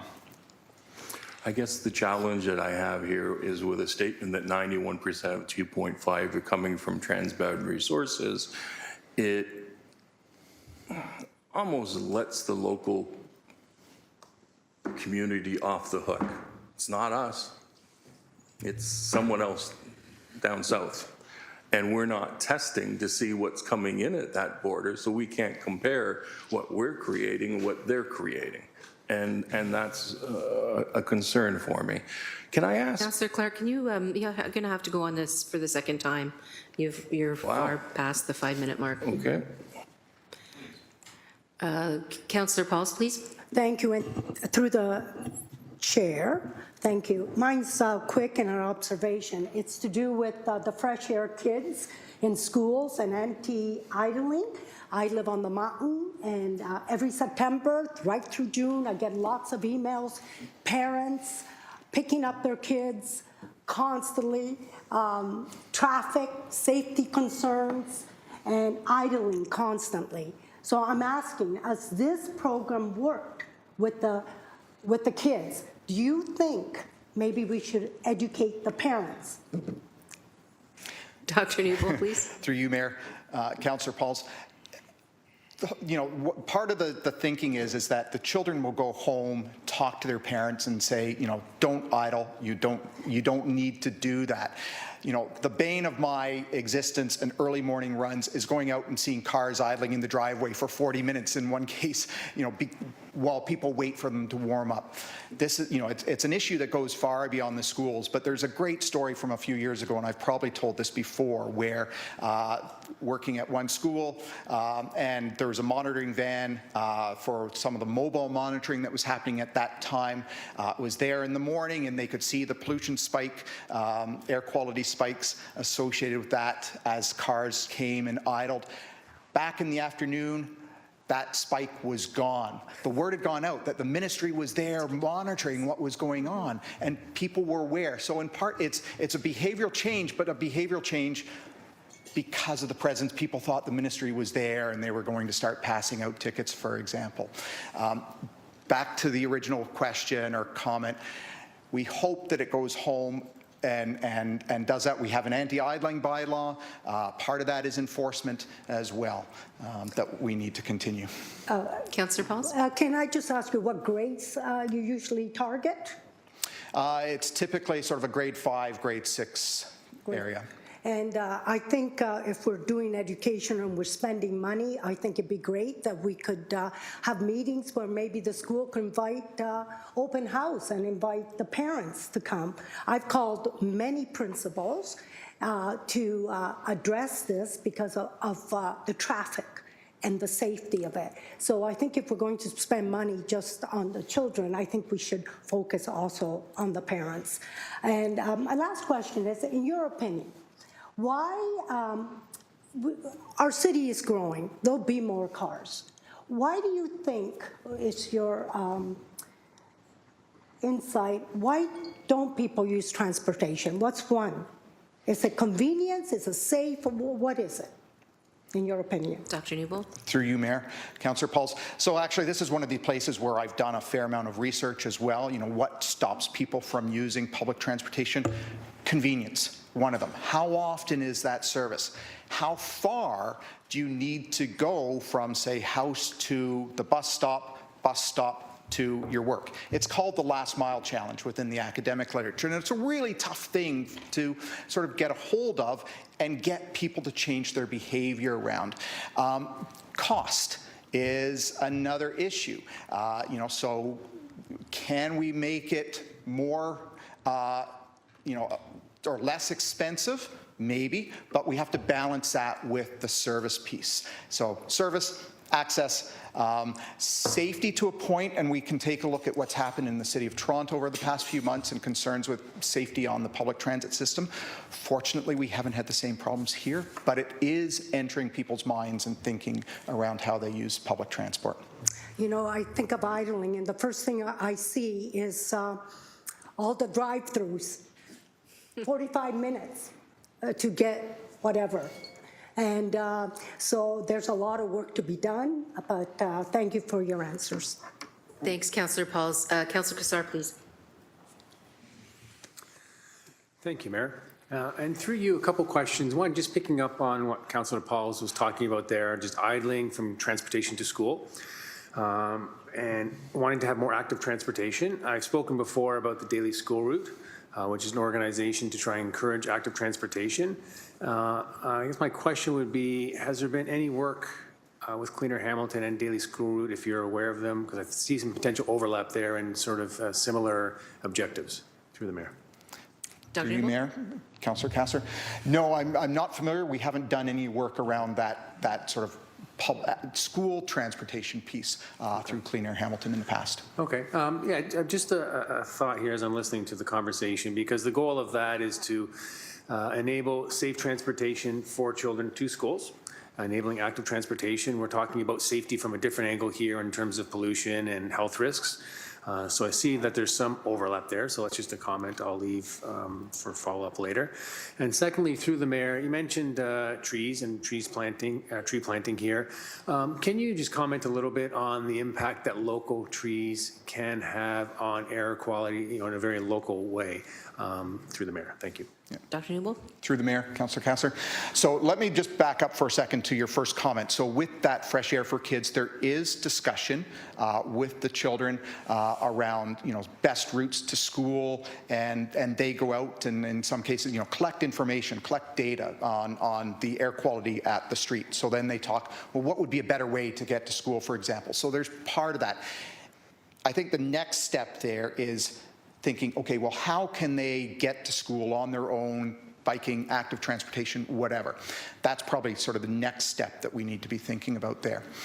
To your question around trees, so we know that trees improve local air quality at the very micro, at the very small scale.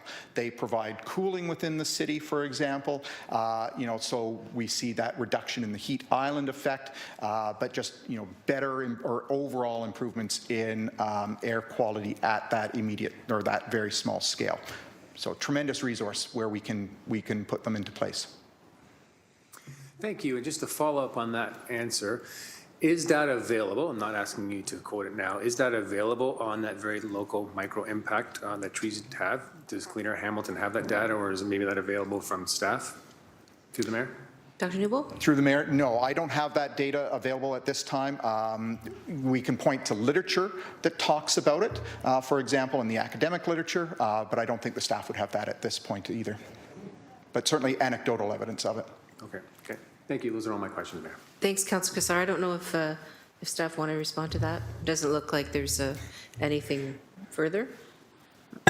Through you, Mayor, if Councillor Kassar, could you please reiterate your question about which data you're seeking about trees? Yeah, just the local impact on air quality that trees have. And we could go back and have some consideration of that data, either loop back with you directly or provide an update at another time on that, maybe at a future report, maybe next year's Clean Air Hamilton update, knowing that the information about the impact that trees can have cleaning air is being requested. Okay, thanks so much. We're on to the second time speakers list. Councillor Nam, please. Thank you, Mayor. So actually, to you or to staff, I'm not sure if this is for the doctor only. I guess my question is around the purpose of the data that Clean Air Hamilton brings forward to the Board of Health. And, my goal being that the data ought to inform action that this board considers. And I'm also curious about how it is integrated into our climate action plan.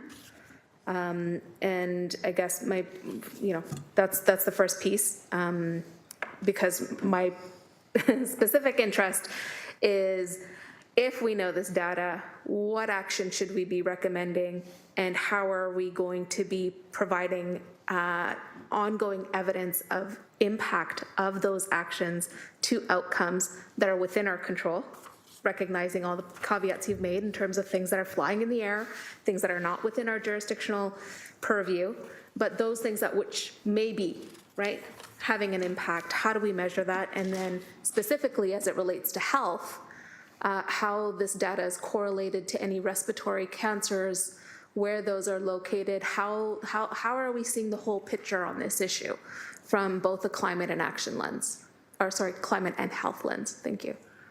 Thanks, Councillor Nan. You'll see in the package an information report that I think touches a little bit on what you're talking about in terms of the Hamilton airshed modeling and how that system is utilized, the information is utilized, at least in terms of trying to correlate between morbidity and mortality outcomes. But I can turn it over perhaps to staff, or we can wait until we get to that report and have a more fulsome conversation.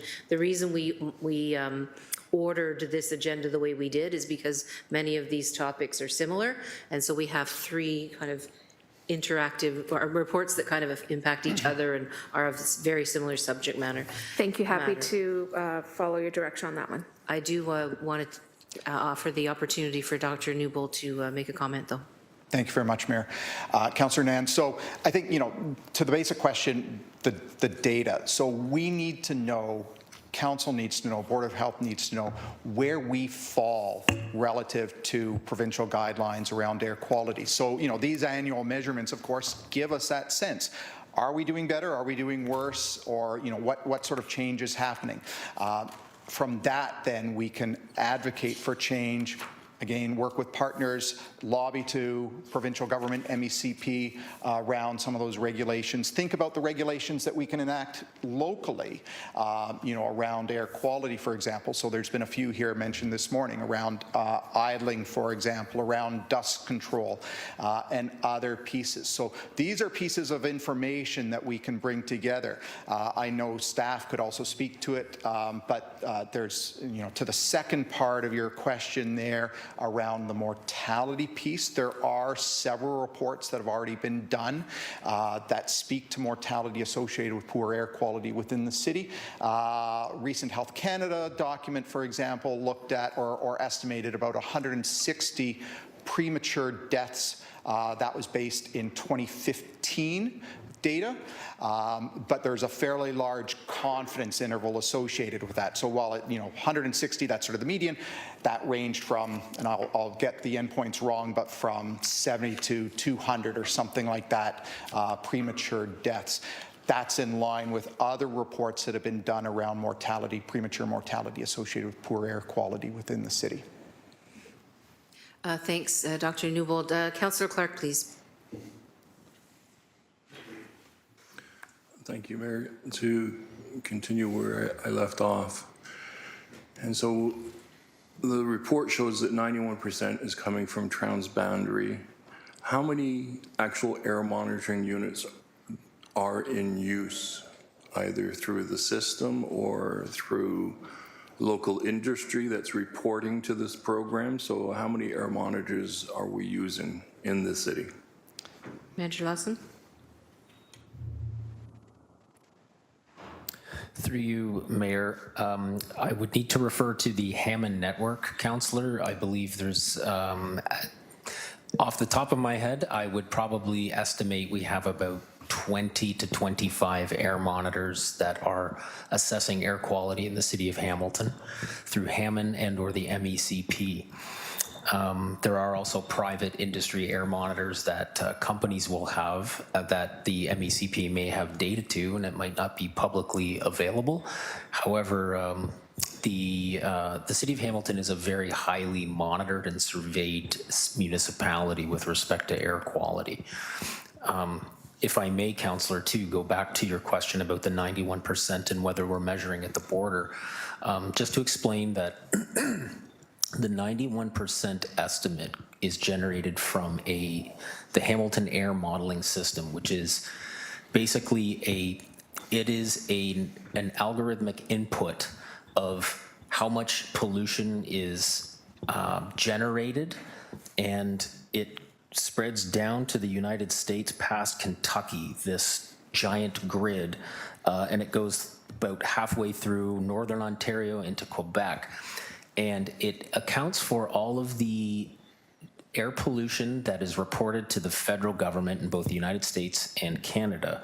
And when that's generated, it models the amount that is expected to be coming through in Hamilton. So it's not a matter of monitoring it at the border per se.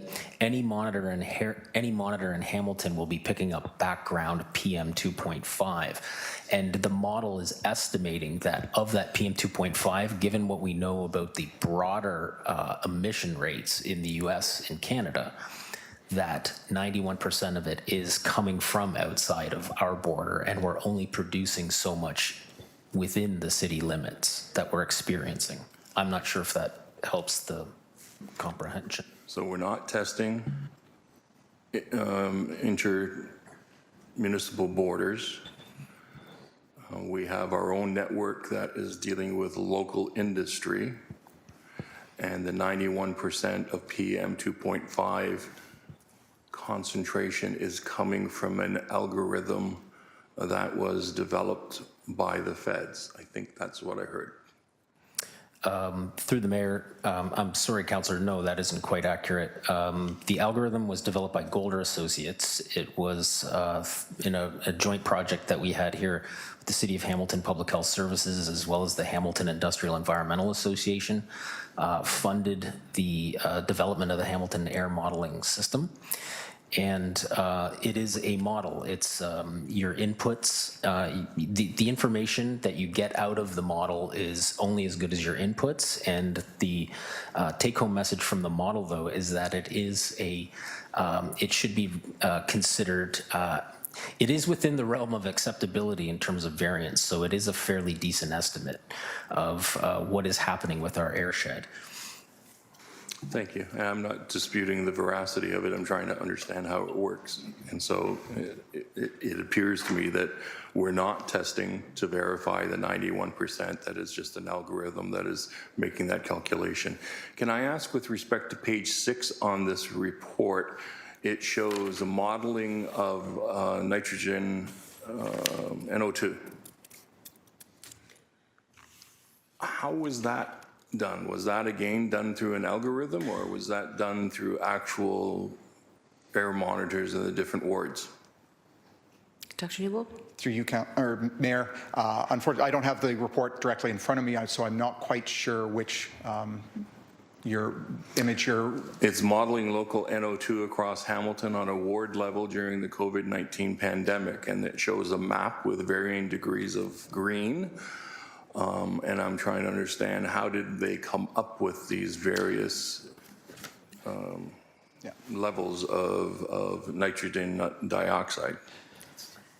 Through you, Mayor, Councillor Clark. So that information, that was with Dr. Matt Adams. Dr. Matt Adams installed just very small, portable type of air pollution monitoring equipment, and through that he was able to understand how NO2 was changing at that time. I think there's also a Manager Lawson wanted to say something. It was Through you, Mayor, just to support what Dr. Newbold mentioned, the map that you're looking at, Councillor Clark, is related to Dr. Adams's research, where there are smaller air monitoring devices that are put across the city to able to get those levels. So the research that Dr. Adams is doing is a more localized, higher resolution monitoring effort than what the Hamilton Airshed model can inform us. The interplay between those two pieces of information are we get the model can produce what an expected baseline is, the monitoring that can go on to compare against what the expected outcomes are either used to validate and show the model has worked, or it can kind of refute the model and say, well, the model overestimated or underestimated on certain contaminants, but the data that you're looking at in that map is provided through recent information of Dr. Matthew Adams and his research through the University of Toronto. Thank you for that. And so with all of the parameters that are being tested on an ongoing basis, we can't verify what the different levels of air pollution are in the different wards in the city because we're only testing in certain wards? Through you, Mayor. Councillor Clark. We work with the siting situation of the air monitors, both HEMN and the MECP air monitors within the city. We need to base our information off of that, and the Golder Associates report that Matt Lawson referenced a moment ago, that gives us some indication of what's happening at smaller scales. We can overlay that, though, with some of this smaller scale work, for example, that Dr. Adams has done to understand, well, what's happening in the wards. We recognize that air quality is going to vary across the city. Some places will have better, poorer air quality, for example.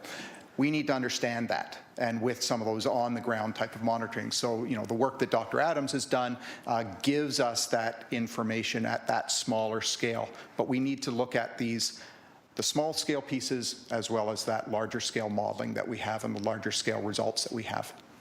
Thanks, Dr. Newbold. Your time has expired, Councillor Clark. We'll now go to Councillor McMeekin. Thank you, Your Worship. A couple of quick questions. Would there be benefits to doing more monitoring, and if so, what might they be? Dr. Newbold?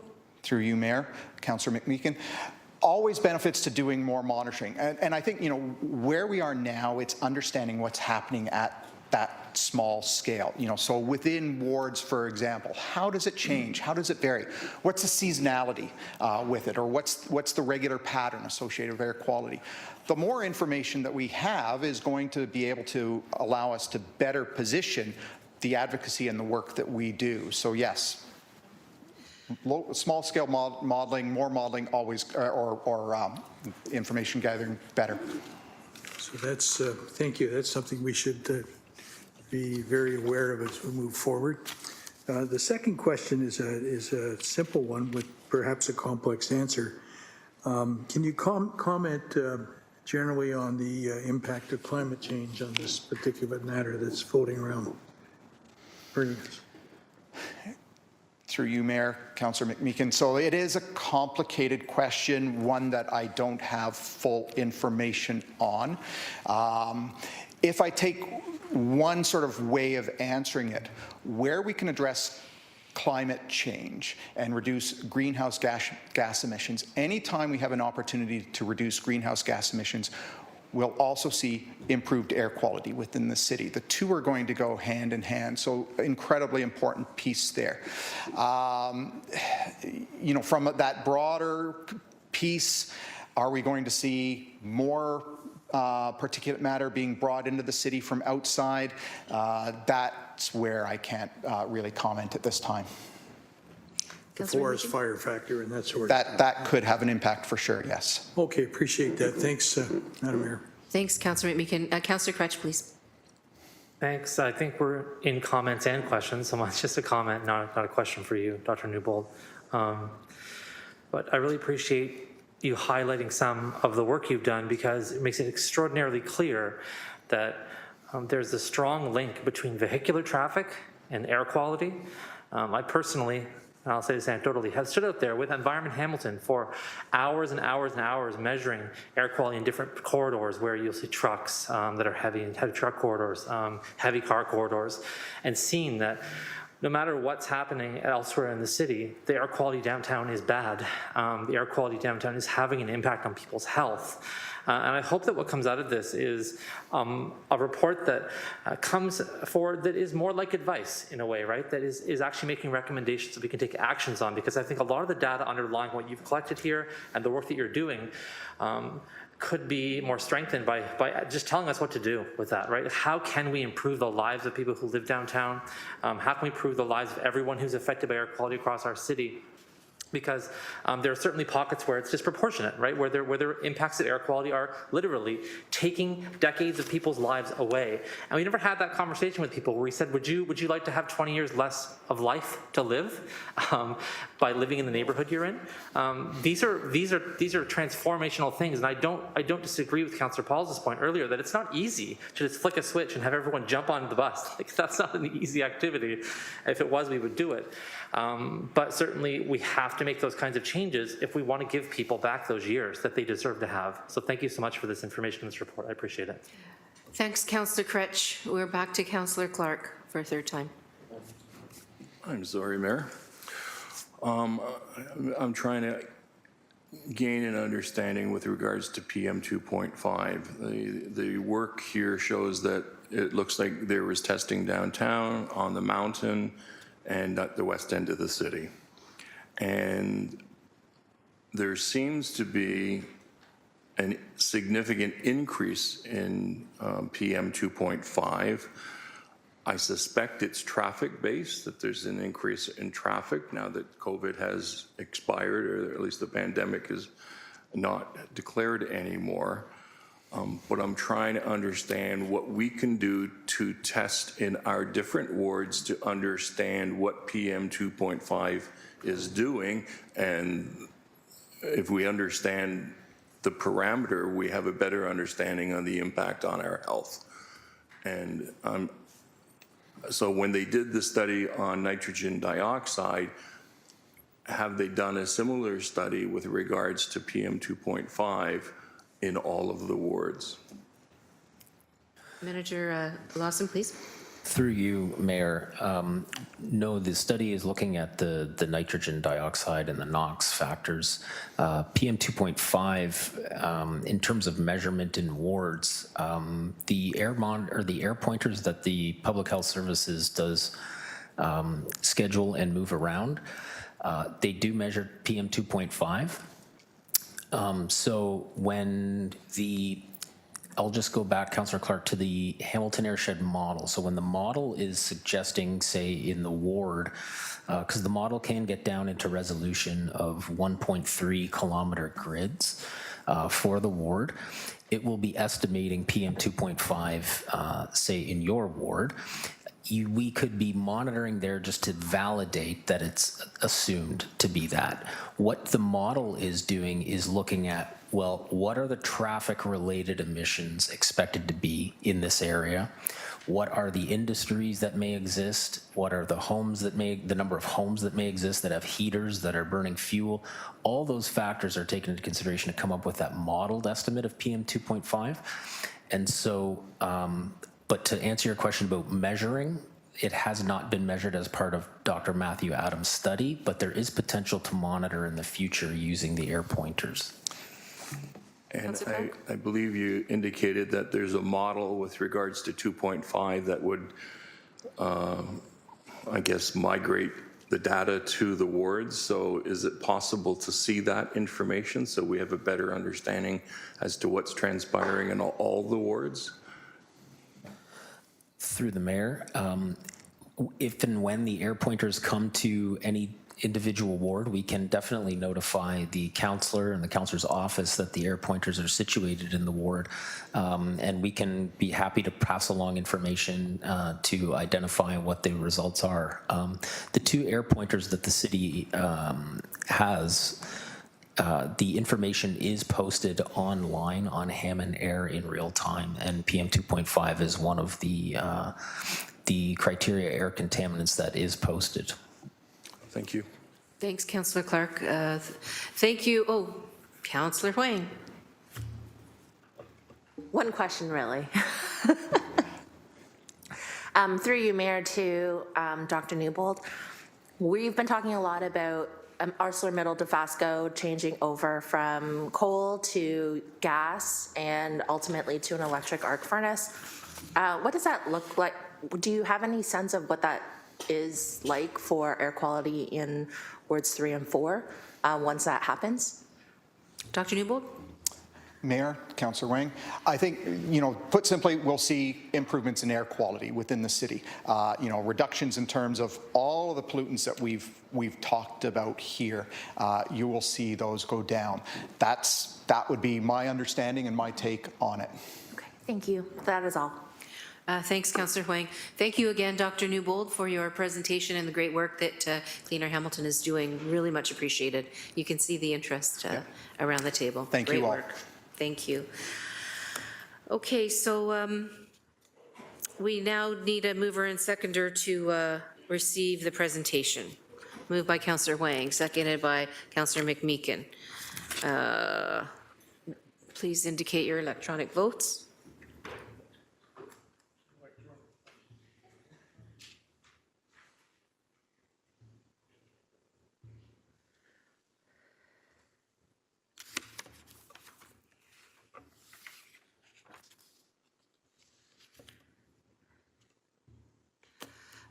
We got you, Councillor Taddison.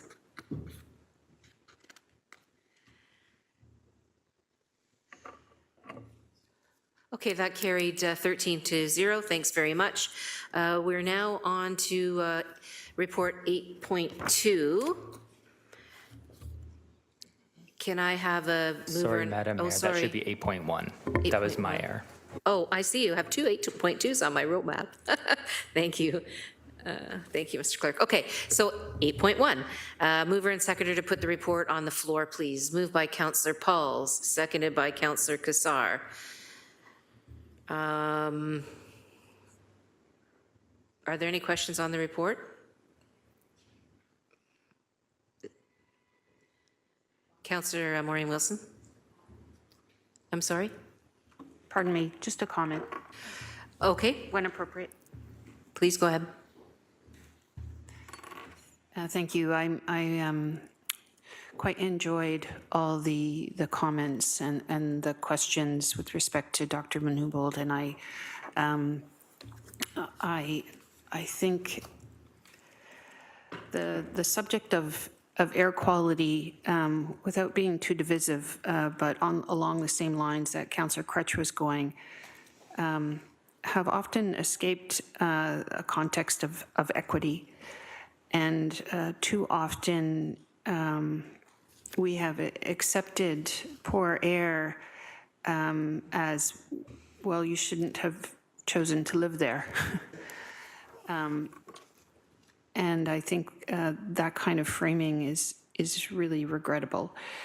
And I think those of us who have been advocating for investment in LRT and in public transit and pedestrian safety and continuous safe cycling infrastructure need to do, I think, a better job of equating it or tying it to health.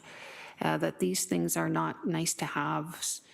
These things are speaking to the life and the lifespan of Hamilton residents, particularly in the lower city, particularly in wards 3 and 4, and that there is economic competitiveness is tied to equity, resiliency, and good health outcomes. So appreciate all the work, and I appreciate that this will be a topic front of mind for this board and council in the years ahead. Thank you. Thanks, Councillor Wilson. I don't see any further comments. So then we have the report moved by Councillor Pauls and seconded by Councillor Kassar. Can we have the electronic vote, please, on the report?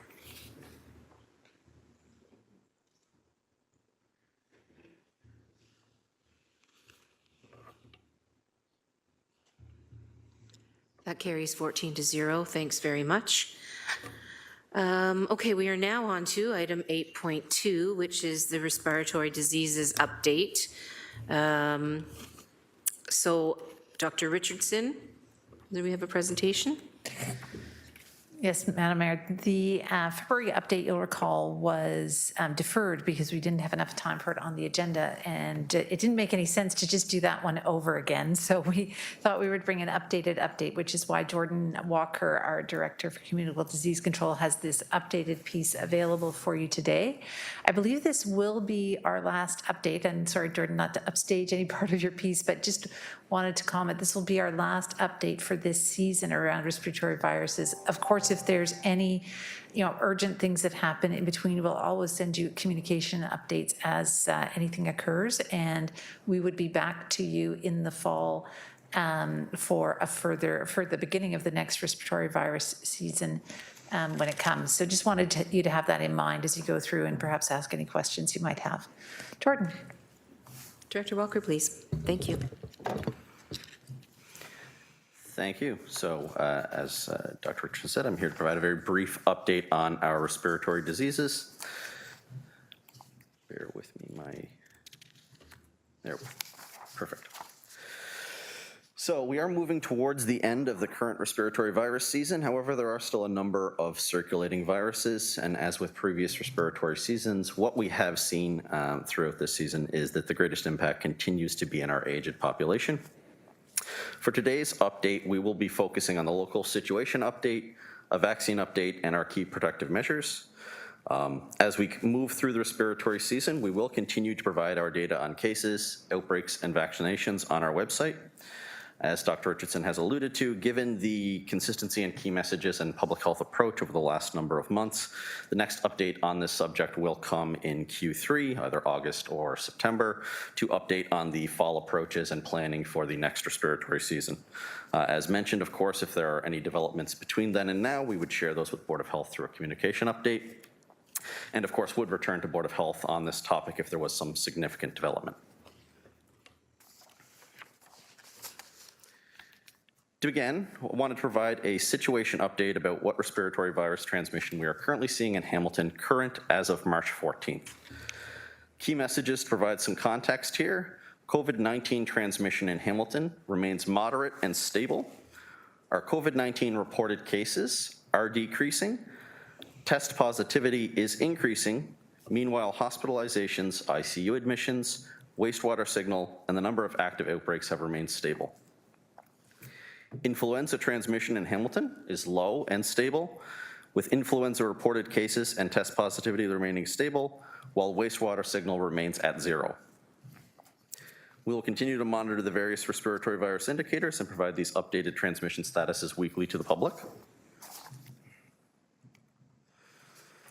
So this slide shows a table of the hospital occupancy data with percentages as well as the raw number of occupied beds over funded beds for each week beginning in February of 2023. Some key trends for both the acute care occupancy and intensive care occupancy are patient volumes, or I should say patient volumes in acuity and staffing challenges continue to create capacity pressures in areas of Hamilton's hospitals. Since February of 2023, Hamilton hospitals have been hovering around or above the 100% capacity in acute care beds. Since February of 2023, Hamilton's hospital's intensive care unit capacity has improved, with all Hamilton hospitals reporting below 100% occupancy for a number of weeks.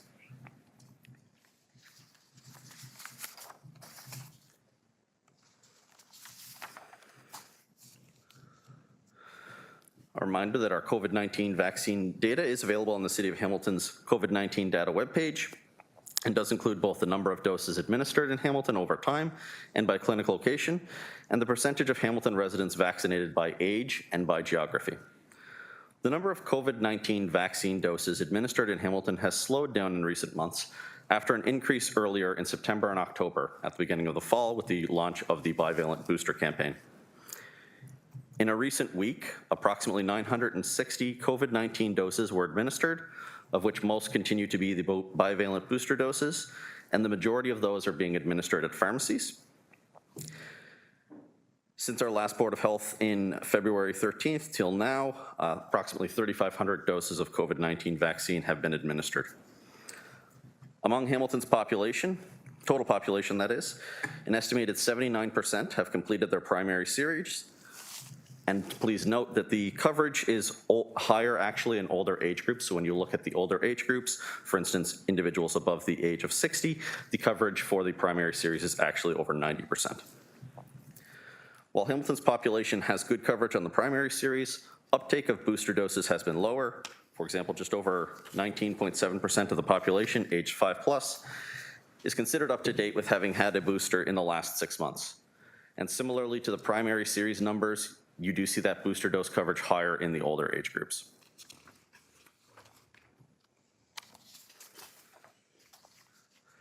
Our COVID-19 vaccination coverage continues to vary by geography. For example, Dundas and Ancaster have the highest percentage of population receiving a booster dose in the last 6 months. In contrast, pockets of lower coverage mostly exist in the lower parts of Hamilton and in Upper Stony Creek. Overall, however, uptake of booster doses in the last 6 months is slowly declining throughout Hamilton as a whole.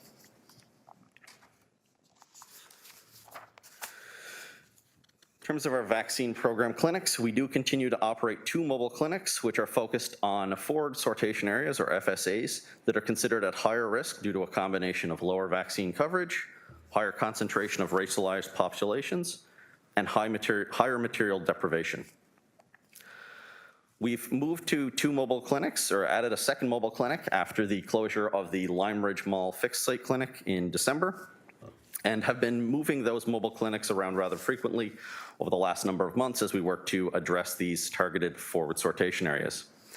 Beginning in April of 2023, however, we are looking to transition our mobile clinics to somewhat more regular locations throughout the week. It is a bit of a balancing act. Of course, we want to be able to be responsive with these mobile clinics, but we have learned throughout the pandemic, and certainly with these mobile clinics, that we see the greatest success when there's a regular and consistent schedule with these clinics. So rather than being at the same location, perhaps on a Tuesday one week and then back on Friday the next, we're moving to try and get our clinics, to even the mobile ones, to a position where they're at the same location on the same date, same time. And that's been reflected in the successes that we've seen in terms of seeing higher throughput at those clinics, a greater number of booked appointments, and better success with walk-ins. We, of course, continue to promote the COVID-19 vaccine access is available both through pharmacies across the city, as well as some primary care sources. And our vaccine ambassadors are continuing to work to promote COVID-19 vaccine and promotion of our COVID-19 catch-up routine vaccinations, or sorry, that is catch-up of routine vaccinations, so the school immunizations in our high school settings, and we're leveraging some of the same learnings that we had with COVID in terms of how to build trust and build vaccine confidence to in the same ways that we did with COVID, as we are now applying that vaccine ambassador work to our work in high schools in terms of getting caught up on the missing school immunizations. I do want to note as well that the National Advisory Committee on Immunization, NACI, did recently release a recommendation that an additional spring booster dose may be offered at the interval of 6 months to individuals who are at increased risk of severe illness from COVID-19. So we are waiting for provincial guidance on this, but do expect that this will result in some local approaches to do a targeted spring booster campaign for those high-risk groups, and that is individuals who are at increased risk of severe illness from COVID-19. So, for example, individuals 65+, individuals living in long-term care homes, retirement homes, congregate living settings, immunocompromised, et cetera.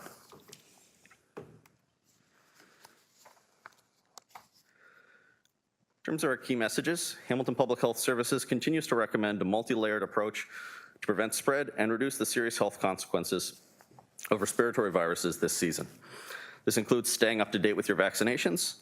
Staying up to date, of course, means that you've had a booster dose within the past 6 months or have had a booster dose for this current season, as well as a yearly vaccine for influenza. Spring may start today, but it's not too late to get your flu shot.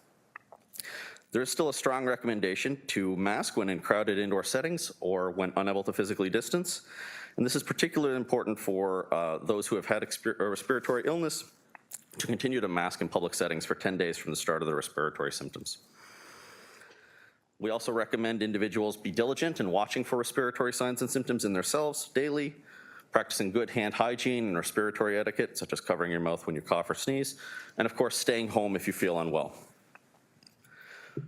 For individuals who may be at higher risk of severe illness, they may be eligible for antiviral treatments, such as Paxlovid for COVID-19, Tamiflu for influenza, as well as RSV prophylaxis for high-risk infants. We do recommend to members of the Hamilton public that if this might be the case for they or their loved ones, they should discuss that with their primary care practitioner, their physician, to ensure that they have a plan in terms of how to access these treatments should they require them. I do want to note that the St. Joseph's Healthcare Hamilton Testing and Assessment Center on West 5th, which has been conducting COVID-19 testing, will be closing at the end of this month, effective March 31st, 2023. Community members will continue to be able to access testing through participating local pharmacies, and we do have links to those on our website.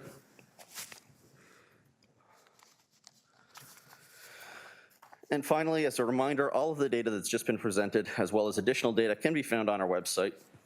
We have updated one resource on our website just within the last month, which I would like to flag. The influenza dashboard was renamed to be the Influenza and RSV dashboard, and now includes both influenza A and B, as well as RSV wastewater signal, similar to the way in which the COVID wastewater signal has been presented on our website. This dashboard continues to be updated weekly on Tuesdays.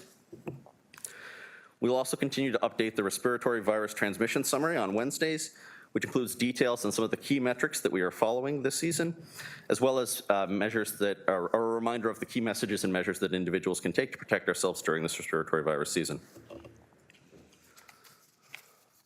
And finally, again, just a reminder that our next update on this particular topic will come in the end of Q3 as we move toward the fall respiratory season and begin planning and activities for that season as well.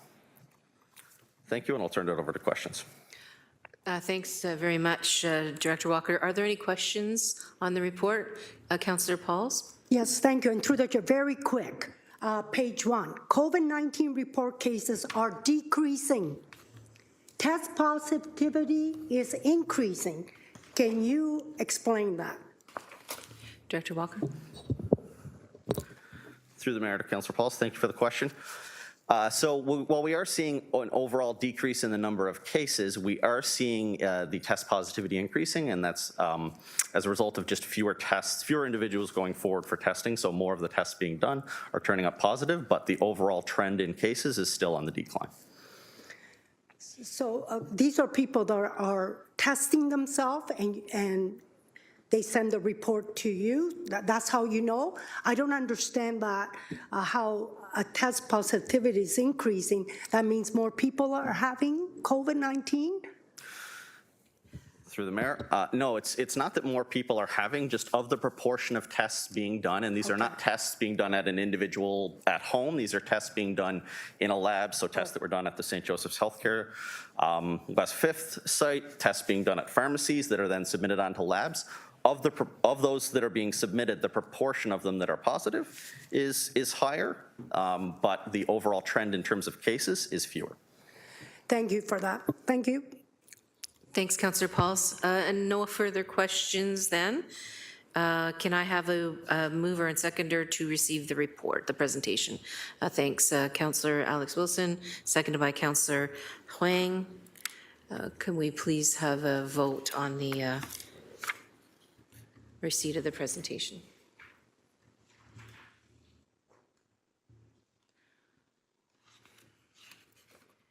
Thanks, Director Walker.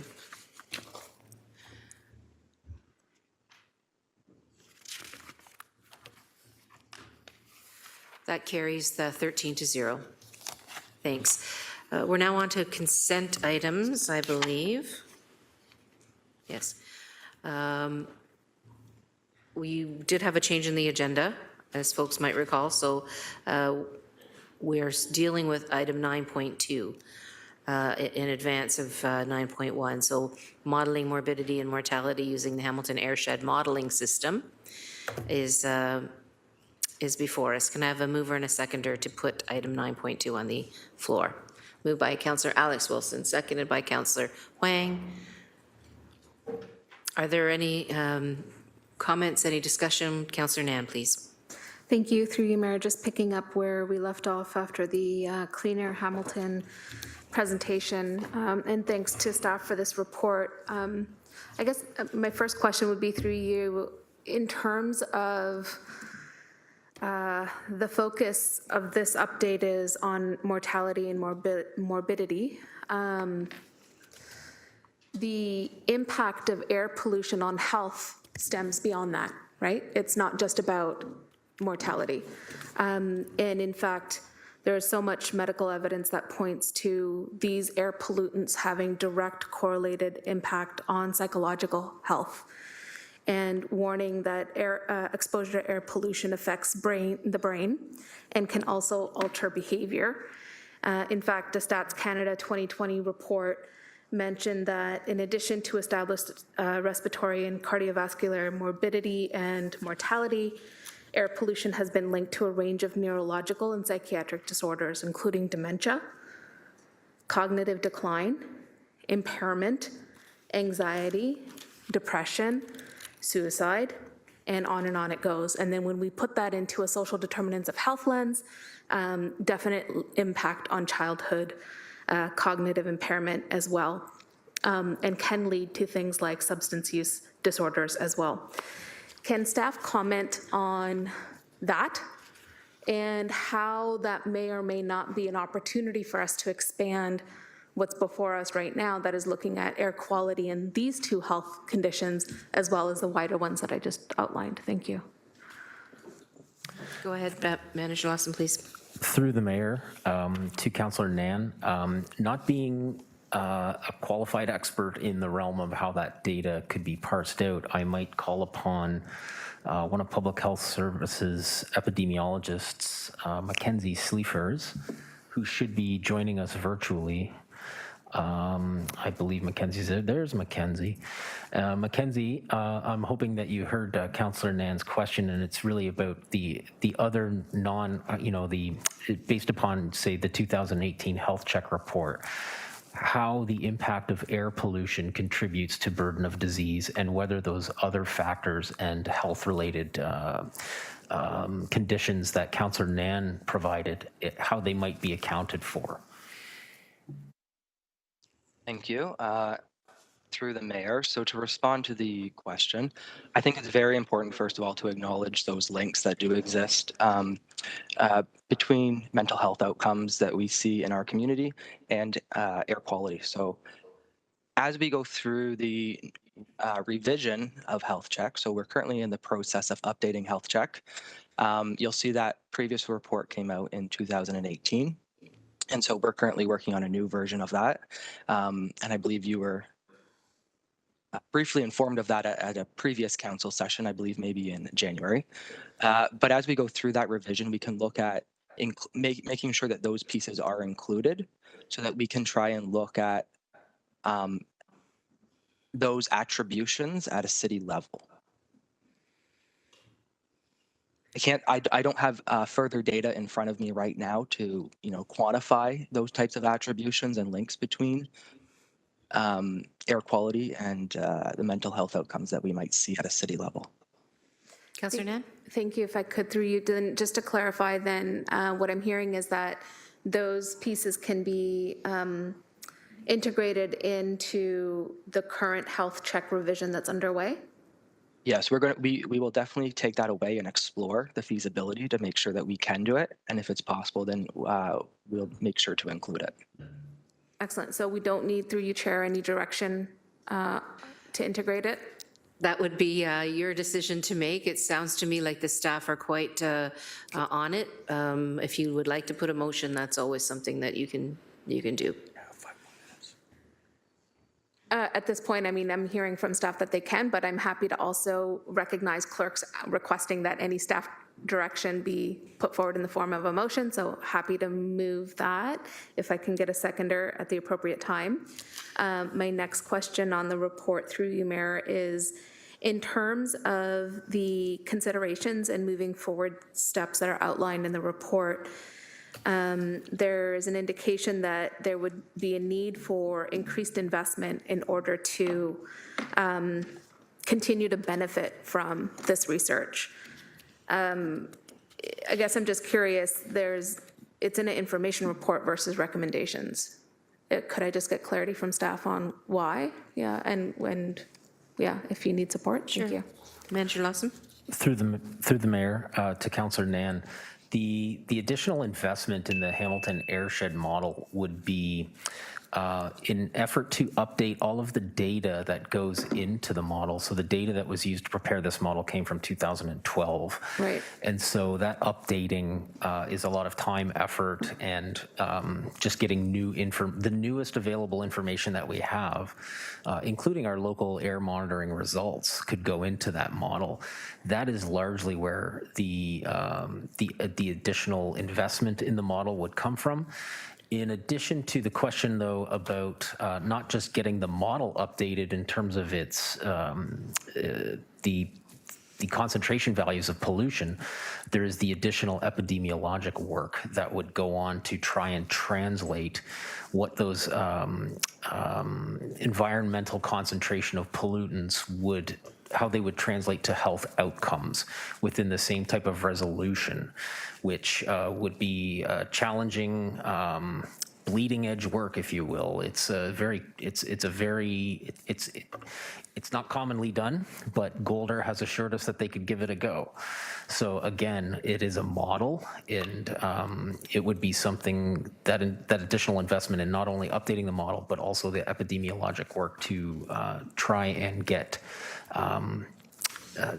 confident outcomes for health measures related to those pollutant concentrations. That's where the capital comes from for that. Thank you.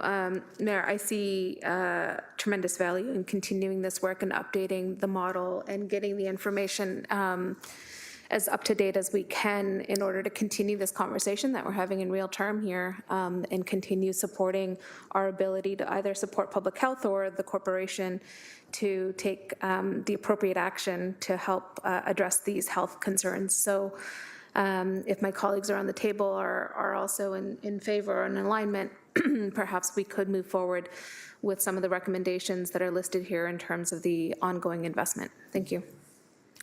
Thank you, Councillor Nan. Councillor Huang, please. Thank you.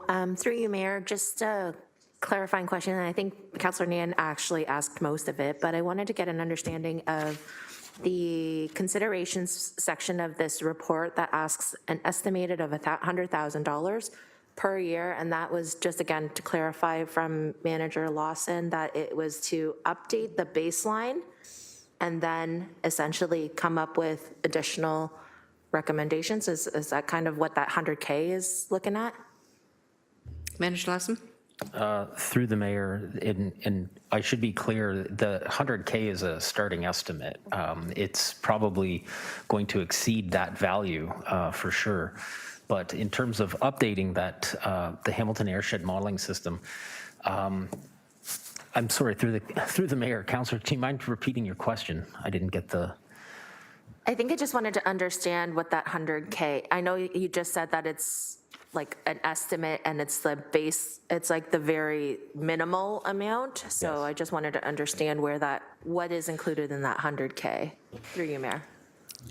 Through the mayor, the 100K, again, just a starting estimate, could definitely likely to exceed that, but that is to update the model with most current value, most current estimates for the engineering aspects. So it would be going into the different databases that are put into the model and getting new figures for cars on the road, what is active transportation like. There is a lot of inputs to this model that need to get updated. It also could include some of the epidemiology work, but it's likely just mainly getting the model updated for the $100,000. level. Like that's what was used as I used that value as a procurement threshold here in the city for that work. Just to note too that the model provides us estimates, and it is a model that was prepared by Golder. However, the work done by our epidemiologists locally here within Public Health Services and the health check report, that is also modeled outcomes using data here. And so it's kind of what I'm trying to illustrate here is we have other options to look at the impacts of air pollution on our community. It's definitely one way to go about to invest in this model to try and find those health outcomes, but we're also getting answers already provided in information we have, i.e. the health check report. And as when Dr. Newbold was here, he referenced a recent report in February of this year by Health Canada relating to the health impacts of industrial, transboundary, and traffic air pollution. So there are other areas where we can get modeled data about what is happening in our population health and the contribution that air pollution provides. Councillor Huang? Thank you for that. That was a very fulsome answer. I think that where I'm going with this is, as a municipality, we also have all these other departments that have access to significant amounts of data. I think of in Healthy and Safe, there's that community data portal. In Public Works, there's the transportation and some of the studies that have been done that way. Through you, Mayor, to perhaps it's Director McDonald or to Manager Lawson, how much connection do we have with the other departments to access their data, and is there an opportunity to essentially share resources across the corporation? Director McDonald? Yeah. Through the mayor, thank you very much, Councillor. I'll respectfully defer that to my colleague Julie Prieto in epidemiology and evaluation, or perhaps Mackenzie, given that they are the frequent folks around the data. Thank you, Kevin, and through you, Chair, to the councillor. Certainly, Mackenzie can provide a bit of an update on health check and where we're moving forward with that. Mackenzie, Yes. you did get the question? How Yeah. are we cross-referencing data from other departments, divisions, exercises? Yes, through the mayor, to address the councillor's question. So we do work with some other teams throughout the city. We do have a relationship of that. So for example, the community data portal, we do have access to that ourselves and can access the data through there in partnership with other teams. We've worked on other data-related projects with other teams. So one example would be building the ward profiles from the 2016 census. There's definitely opportunities for improvement and to further collaborate on additional data projects, though. Thank you. Councillor Huang? Just as a last sort of comment, Mayor, I think that this is also one of those opportunities to leverage the digital strategy that the City Manager's Office and the Chief Digital Officer's Office is embarking on, as well as the enterprise asset management that Director Pat Leishman is working on. I'm just mindful that we spend a lot of money on data, and frankly, some of the opportunities can be shared across the entire corporation. So those are my comments moving forward. Thank you. Thanks, Councillor Huang. Councillor Clark, please. Thank you. So under considerations, it talks about $100,000 investment, and that would be required to make changes to the model that HAMS is using.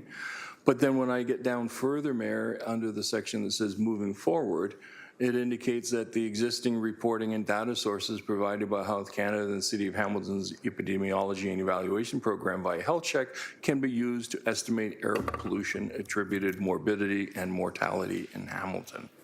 So on one side, it says invest $100,000, and then I heard from staff, it's going to be more on top of that. Or on the other side, it shows that we can get that data already, but nowhere in this report is there a recommendation from staff. And that's what I'm a little bit frustrated with, Mayor, to be quite frank. these information reports come forward are supposed to inform councilors about some of the things that staff are doing.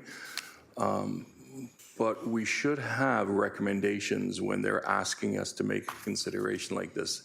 And can I just ask through you to, I guess, Dr. Richardson, why isn't there a recommendation here? Because the report has two different areas of proceeding. Thanks, Councillor Clark. Dr. Richardson, please. Through you, Madam Mayor. So this report is a follow-up to a request that is quite old now, and I think this is part of the challenge, is the thread, if you will, has been lost between the original request from council to staff and staff's response to it, and that, of course, has been greatly delayed because of the pandemic. So as we look at the issue, as well, time has passed, and so the air quality monitoring work that was done is now older, and as you've heard from Manager Lawson, needs to be refreshed before anything further could be done. I think in this instance, staff are trying to provide an answer to some questions, as I said, that are somewhat long ago, but also, and perhaps it doesn't come through as clearly in the report as it could, but essentially what staff have been saying is that there is data available to council which will come through our further analysis that will be done with the update that Dr. Slifferts is doing. And we would see that towards the end of this year and could look at that, council could look at that, the Board of Health could look at that data and determine at that point whether there's more data that they would want going forward. It is expensive, as Matt has outlined. These are sort of initial costs for just the updating component. The further epidemiologic work that you've also heard about would cost more, and as Matt indicates, he's sort of giving this is more than 100,000, i.e. this isn't something simple to do and something that could be done within budget, but it would take further work to look at it, consider how best to procure it through RFP, or if council would prefer a single source, and all those sorts of issues would need to be worked out as we go forward. So, to sum it up, a bit of a long request, a bit of the history and thread not as connected as we would like, and really looking at what we can get out of all of the data and analysis we're going to be doing over the course of this year, and then re-look at how we might do this going forward. Thanks, Councillor Clark. So my question was, why isn't there a recommendation here?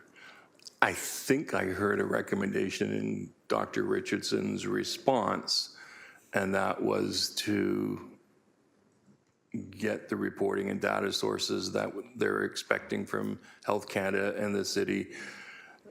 Let's see what that pollution attributed morbidity and mortality data looks like, and then if we need to proceed with further data mining, there would be another recommendation at that point. Is that a fair representation as to what I heard through you to Dr. Richardson, please?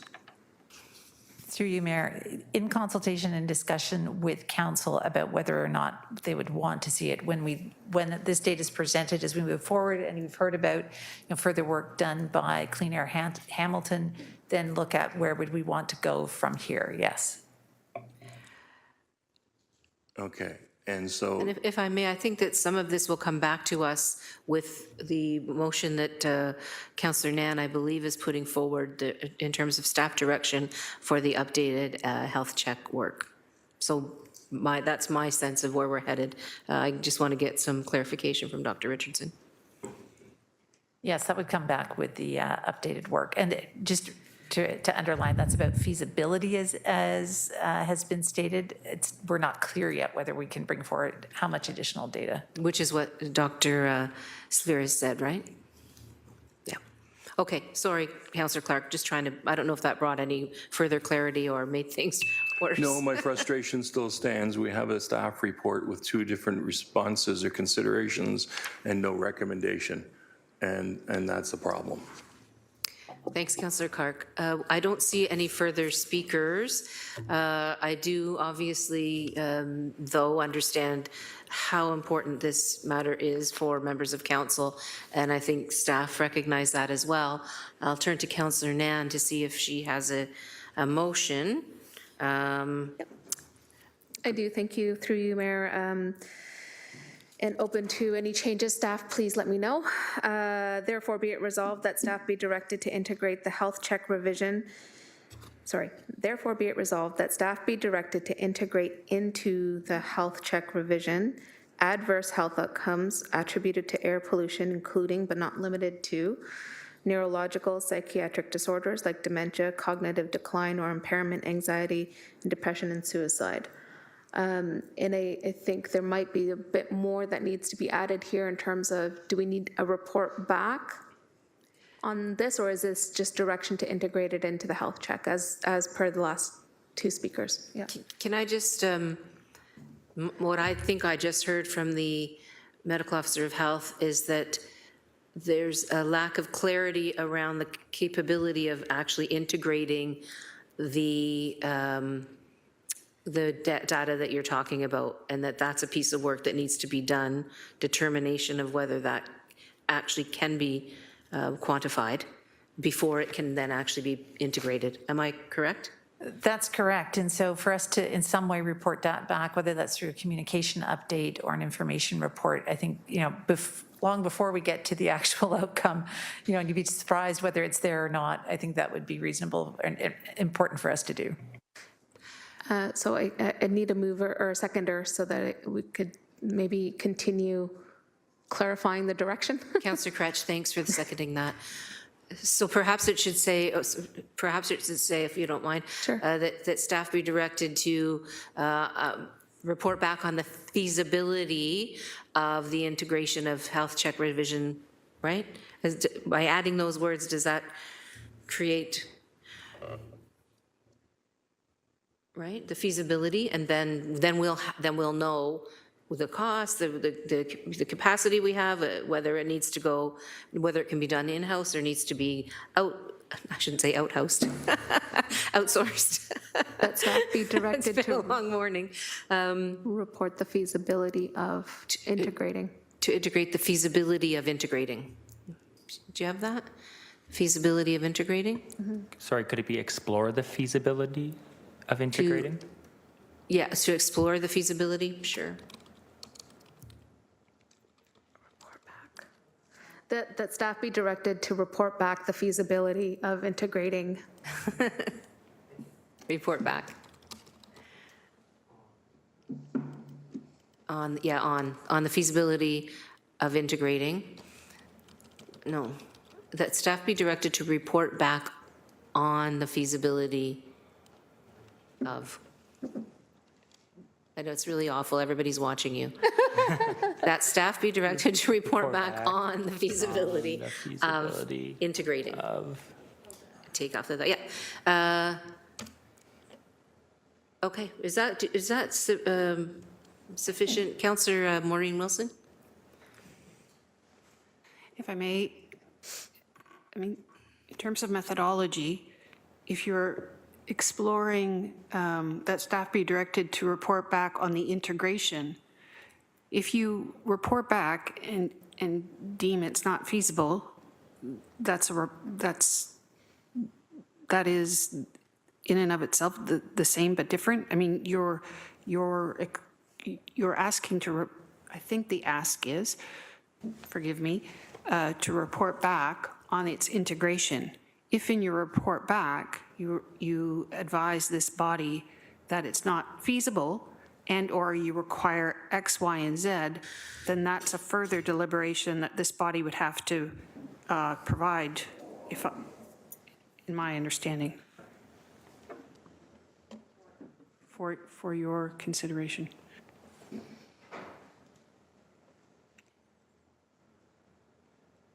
So I don't know whether there's an amendment that's being recommended here or whether. Councillor Kretsch? No, but maybe just a clarification that will help. I think what I'm hearing, or what we're generally hearing, is that, yeah, that's right. We would need to make another decision about whether or not we could go on with the feasibility, right? So they could come back and say, you're required to do these 19 things. We just can't do that on our own. So here, say yes to that or say no to that. So that's the outcome of this report, I think, would tell us what they need to do to be able to make sure that is integrated. Does that make sense? Am I losing something? I'm missing the plot here. Councillor Nan? I lost the plot? Well, I think that what this does is what Councillor Nan asked for, which is to bring back information about whether we can integrate the pollution data into the health check revision. And I think what we heard from the health expert, the epidemiologist, the doctor, was that this is a complicated piece of work and he's not sure. And it's somewhat cutting edge. I think we heard that as well. And so the staff need to take it back and figure out what is it going to, like, is it even feasible that we can do that?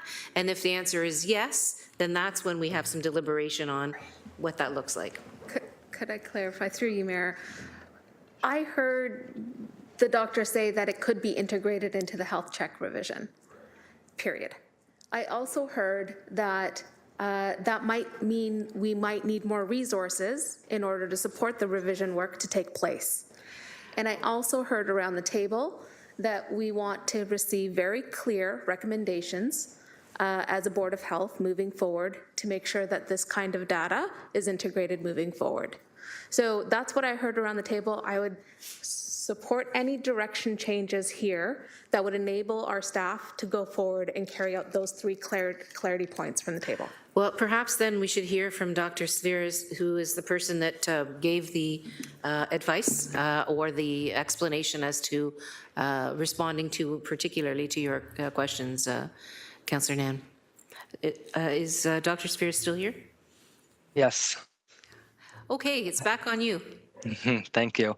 Thank you, Mayor. So through you, in response to the councillor's question, so yeah, I think I initially said it's something we could look at integrating, and I hope to clarify that by saying that we'd have to first explore the feasibility of integrating it and see if those tools and methods are available to us to do that kind of work, because as you know, this is a field that's relatively new in terms of some of the links between air pollution and mental health outcomes. So I'd have to go to, right now we're using what's called the global burden of disease tools. I have to go check those tools and methodologies to see if they would allow for us to do something like that, or if there's additional tools or methods that would allow us to do this. Thank you. Councillor Clark, please. Thank you. Is there a budget required for this request, or this can be done within our department budgets? Dr. Richardson, please. No, this can be done within budgets. This is something Mackenzie would look at. If Dr. Slivets finds that there is something more that needs to be done in order to gain that data, we would bring that back as part of that report. Thank you, Mayor. I support the motion. Thanks very much. Any further discussion? Can you put the motion back up, please, Mr. Clerk? Okay. Moved by Councillor Nan, seconded by Councillor Crutch, that staff be directed to report back on the feasibility of integrating the health check revision adverse health outcomes attributed to air pollution, including but not limited to neurological psychiatric disorders like dementia, cognitive decline or impairment, anxiety and depression, and suicide. Okay, no further comments on that. So that's moved by Councillor Nan and seconded by Councillor Crutch. Can we have a vote up, please?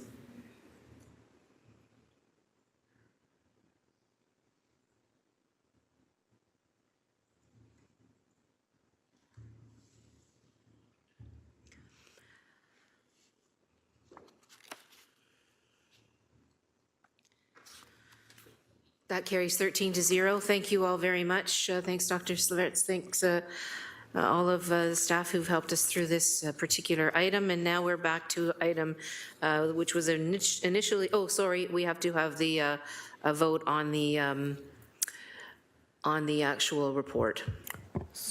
Madam Mayor, we don't need to receive the presentation because we've provided staff direction. Okay, thank you. That's helpful. Thanks.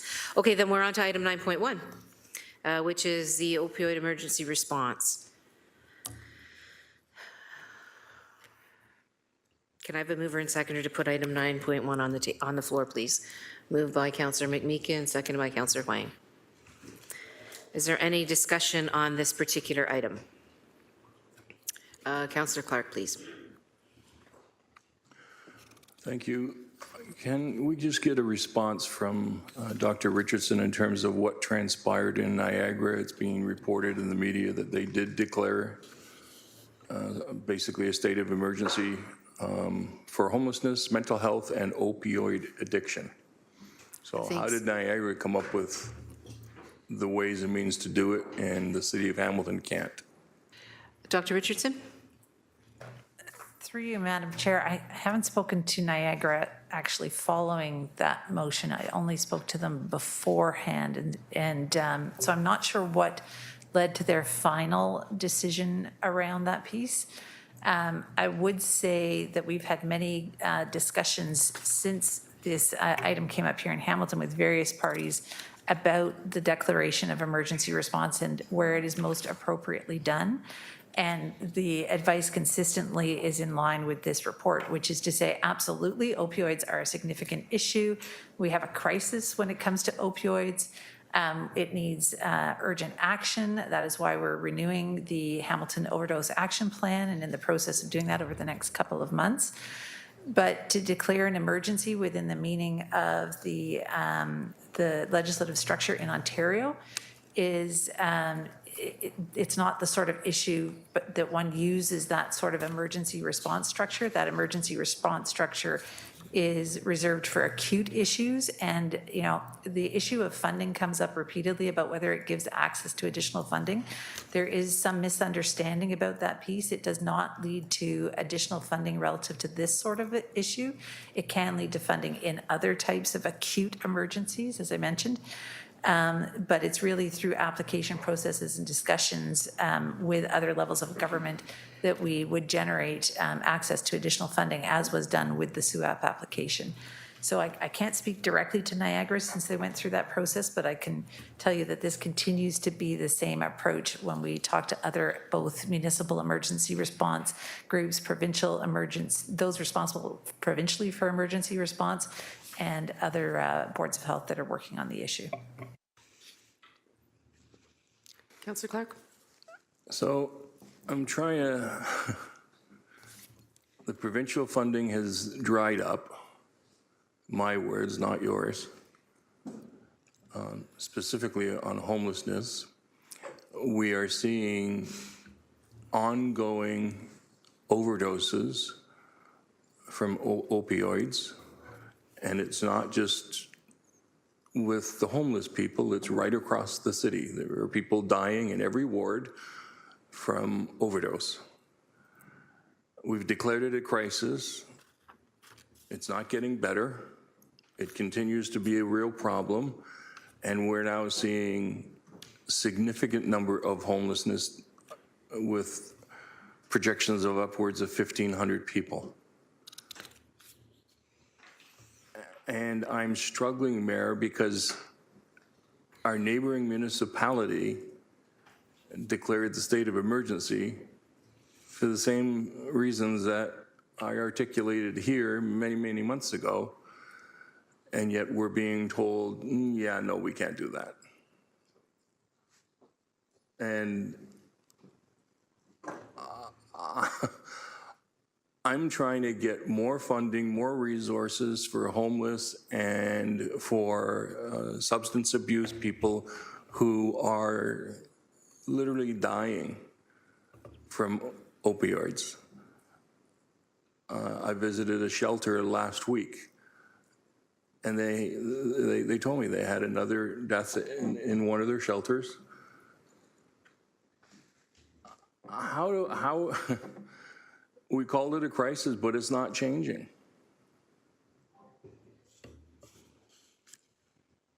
To Dr. Richardson, so help me explain to my residents why it shouldn't be an emergency given where we are.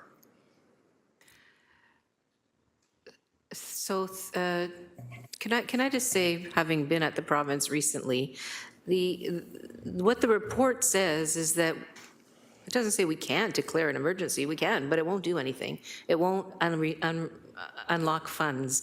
If you look on page 2 of 5 in the report, third paragraph down, while Hamilton would benefit from additional funds to further respond to the opioid crisis, an official declaration would not lead to the provision of funds. And that's the crux of the problem, I think. The Emergency Management Civil Protection Act is the legislation. We could make the declaration and say it's an emergency, but does it bring us the money?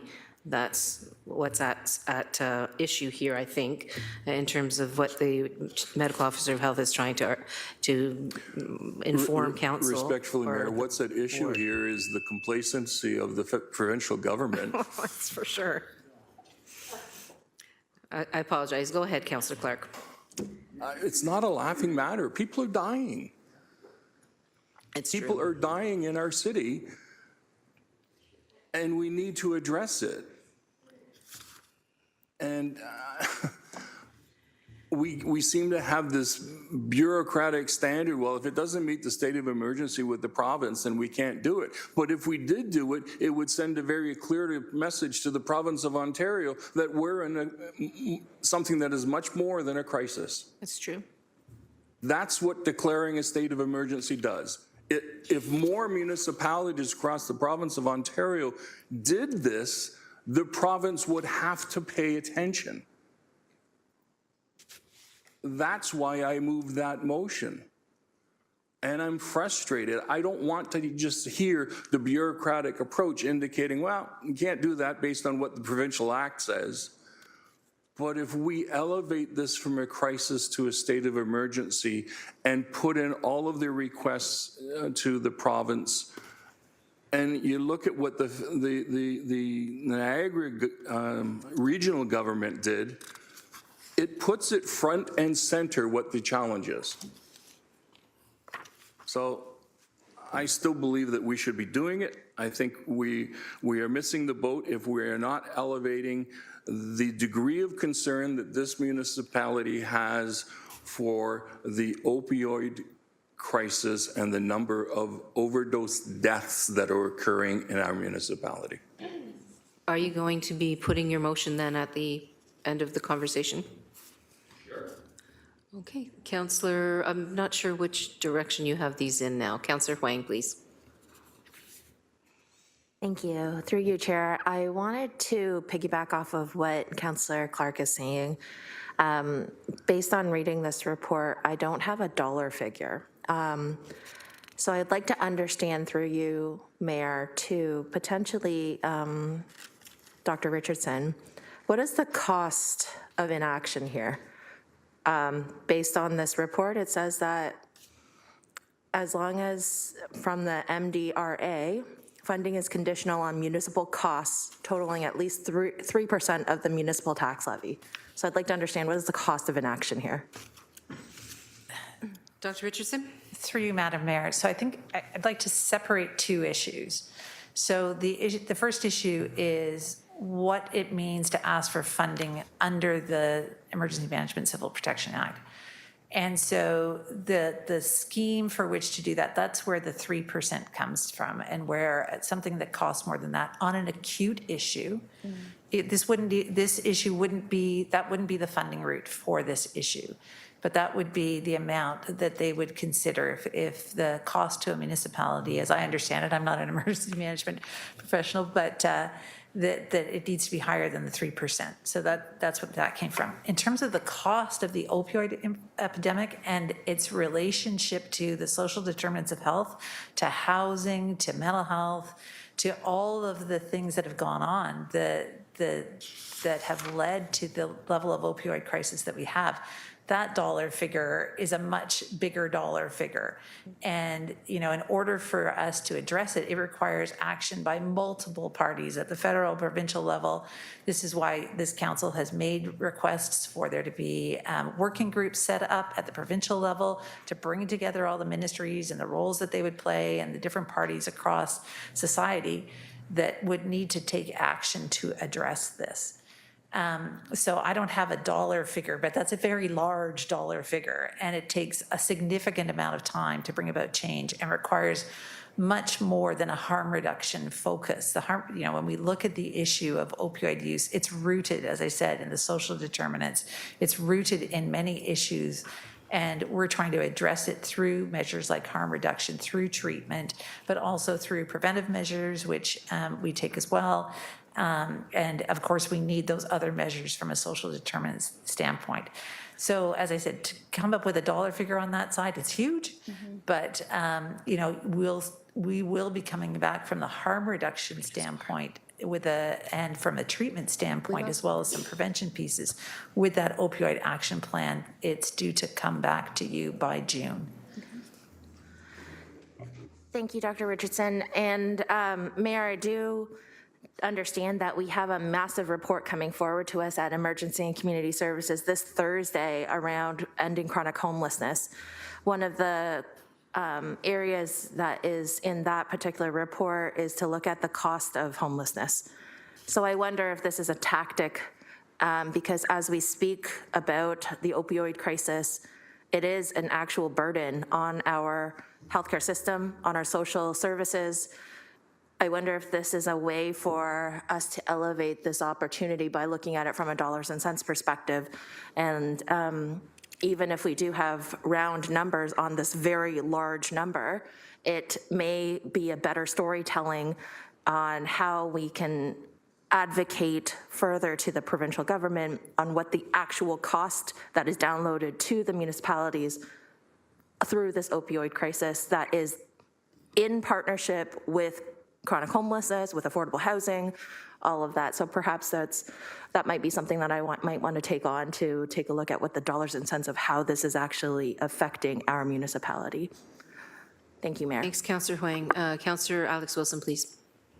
Thank you. Just on this note of declaring an emergency, if what we've heard is that this is a primarily government relations focused declaration as opposed to a funding focused declaration, my 2 cents would just be working with our Director of Government Relations on coming up with a corresponding letter from the Mayor, really developing out a government relations package, maybe bringing it to the next Board of Health, declaring an emergency there, but having those other GR pieces associated with it. And if the cost of the crisis is part of that advocacy piece, building out how we're going to get those numbers as part of that GR piece. But just if we're having a government relations conversation, let's have that government relations conversation. We declared a climate emergency in 2019. We came up with our climate action strategy in 2022. I think when we declare emergencies, we also have to be sure we're following through to bring people with us. And so, yeah, if this is part of the strategy, I think we should talk about it as a provincial-facing thing, and I'd be happy to collaborate with Councillor Clark if you're going to come back at a later date. Happy to collaborate where I can. If you're bringing it today, still supportive, but just I wonder if those pieces might be helpful. Thank you. Thanks, Councillor Wilson. Councillor McMeekin, please. Well, very briefly, I just want to affirm what my good friend, Councillor Alex Wilson said. In terms of it and building on the very legitimate and awesome, frankly, your responsibility to you put legislation in place about declaring a crisis, but you don't fund it. We've had that experience.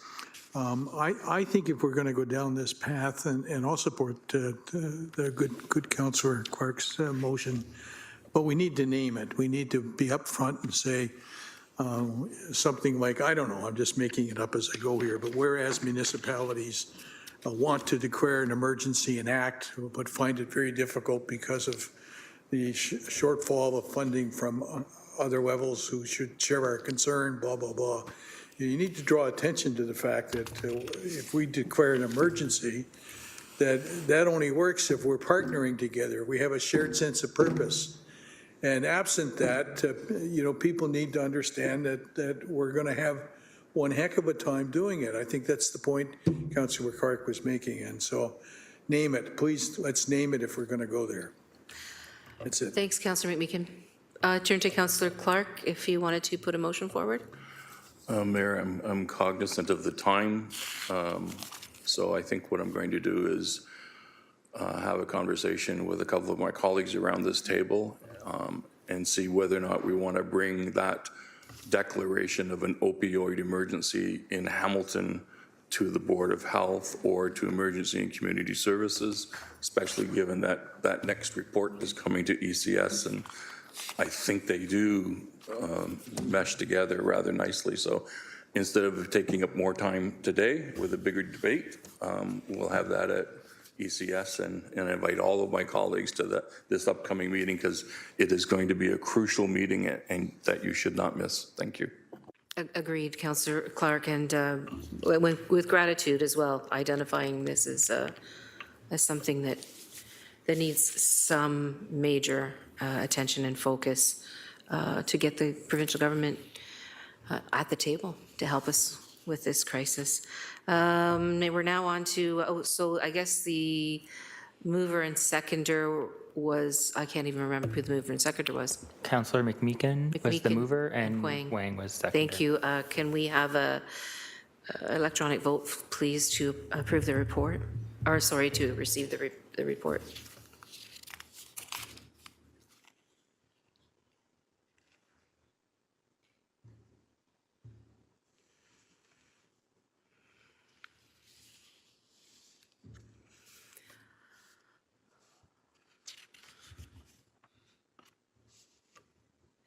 That carries 11-0. Thanks very much. Now we're on to discussion item 10.1, 2023 Public Health Service Annual Service Plan and Budget Submission. Can I have a mover and seconder to put item 10.1 on the floor? Moved by Councillor Nam, seconded by Councillor Wang. Is there any discussion on the report? Councillor Jackson, please. Thank you, Mayor Horvath. Just a quick question for you to Dr. Richardson. Dr. Richardson, this is the various percentages of the various programs and funding we request annually from the province. Anything changed here in your request? Is it status quo? Is it enhanced requesting that you're asking of the provincial ministry? Just so we have some context. Through you, Mayor, please. Thank you. Dr. Richardson, please. Through you, Mayor. So essentially, this is the culmination of the items we've been bringing to you over the last couple of months. Through the budget process, you see the budget overall for public health services as part of Healthy and Safe Communities. Through the reports we've done, you've seen the population health assessment information that we have so far and the priorities that have been laid out that go into this report. And then we bring it together at this point just before submission to be responsive to areas that the province has put forward that they would be willing to consider, as well as any changes that happen on, during the budget process for ourselves in Hamilton. And so with this particular report, I just want to draw attention to, when you ask about the changes, what we do is continue to suggest that council, or recommend that council ask for full funding at the 75, 25, and 100% level. That as well, there are requests about the standards and asking for the Ontario Public Health Standards to be updated to clarify our role with respect to COVID. Right now, kind of in between an emergency response and a program, and so we'd like that clarified and funded clearly in an ongoing manner going forward. Now, from the ministry's perspective, they're trying to sort that out too, but we would like that done sooner rather than later. The other piece that's here is a couple of requests for additional funding that were opened up to us as a result of what the ministry put out to us. So there was a very small request or offer to look at funding for tablets for our Smoke Free Ontario program. That's a small one of $3,600. Our needle syringe program, there was additional dollars there, so we're asking for $51,000 to further look at community bins for collection and the staffing to bring them to have them appropriately disposed of. And so that was a new line for our piece. As well, there's additional Ontario Seniors Dental Care Program dollars. Some of that is a carryover because it's being extended. And we're looking for additional operating costs in the amount of $156,000 to support the Seniors Dental Care Program. Jen, I don't know if there's anything you want to add about the latter. Thank you, Dr. Richardson. Director Vickers-Manzin. That was a subsequent question. I was asking if the Seniors Dental Mobile Program was still underway. Through you, Mayor. Thank you, Dr. Richardson, and through the Mayor to you, Councillor. Those additional operating funds that are requested are to support the addition of some FTE at Centre de Santé You will recall that we funded community health centers to also provide services to seniors. Centre de Santé has recently added a second dental operatory at their own cost, and we are asking for increased funds for FTE, and the other dollar values is related to some rent for space for Ontario Senior Program. Excellent, Director. Anything else you want to add there? We're good, thank you. Just a follow-up question to Dr. Richardson. So Doctor, within the current level of the tax increase we're looking at next week at Council, the percentages you have here for the programs requesting the cost sharing, I can presume then, hearing you correctly, that's already embedded in your hopeful departmental request at the municipal levy standpoint. In other words, it's contingent upon these cost-sharing percentages and arrangements continuing with the province is what you have requested through the council levy as well. Through you, Mayor, that's my last question. Thanks, Councillor Jackson. Dr. Richardson? Through you, Mayor, yes, that's correct. It's within the budget. And just to be clear, the additional pieces that we just outlined, those are all 100% dollars that are being asked for from the province. Fantastic. Thank you, Mayor Horvath. Thank you, Councillor Jackson. Councillor Clark, please. Just two questions. So the graphs in the report show the public service funding sources at 72 million, and then it shows the budgeted gross expenditures at 61 million. I'm assuming that the difference between those two numbers are grants separate from what the city is contributing, or how do I interpret these graphs? Dr. Richardson? Through you, Mayor, my gross expenditures and public health funding sources match at 72,663. So I'm wondering if I'm looking at a different, I understand now. So essentially, we have all of public health services, which includes programs that go beyond the annual service plan and budget. So what's called the annual service plan and budget are just for those programs that fall within the province's definition of public health services. We also run the mental health and addictions program, the child and adolescent services program. So the first set are about all of our programs and services, and then the second set are about the subset that just relate to the annual service plan and budget that this report looks at. So it gives you the macro picture and then the specific picture for this. And so that $10 million variance, is that work that we're doing and the city of Hamilton is paying for? Or there are a number of funding sources that are being applied against that $10 million expenditure? Dr. Richardson? Through you, Mayor. So it's a number of sources. So for example, mental health and addiction, alcohol, drug and gambling services is 100% provincially funded program. Child and adolescent services is similarly 100%. But we do have municipally 100% funded programs like the residential care facility program and the municipal dental program for low-income individuals that are funded 100% locally. So it's a mix of things in terms of those other programs and services. Thank you. And lastly, do we have any indication if the province is proceeding with the amalgamation of public health units? Thank you. Dr. Richardson? Through you, Mayor, that question remains open. It's not answered one way or the other. Thank you, Councillor Clark. I see no further speakers to this item. So it was moved by Councillor Nan and seconded by Councillor Huang. Can we have a vote, please, to approve the report?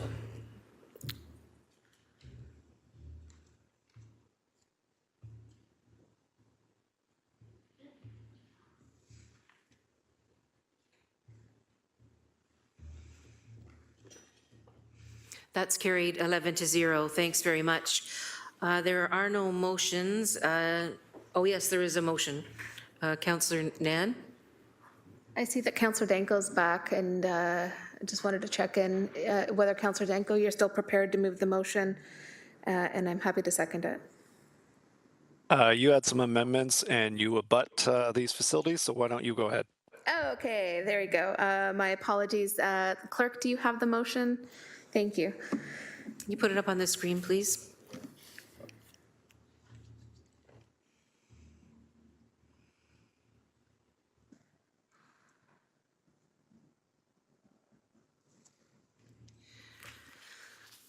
So the motion is, whereas ArcelorMittal Dofasco has site-specific air standards granted by the province of Ontario that allows for the toxic and carcinogenic pollution above provincial air quality standards of benzene, benzoate, pyrene, suspended particulate matter, manganese, and magnesium compounds that expired June 30th, 2023. Therefore, be it resolved, A, that staff be directed to review the status of site-specific air standards granted to ArcelorMittal, Dofasco, and other industry sectors and report back to the Board of Health, and B, that the mayor contact the Minister of Environment, Conservation and Parks to articulate the City of Hamilton as being opposed to any extension or continued special permissions for contaminants above provincially regulated general air standards. So that's moved by Councillor Nan and seconded by Councillor Danko. Yeah. Is there any discussion on this motion?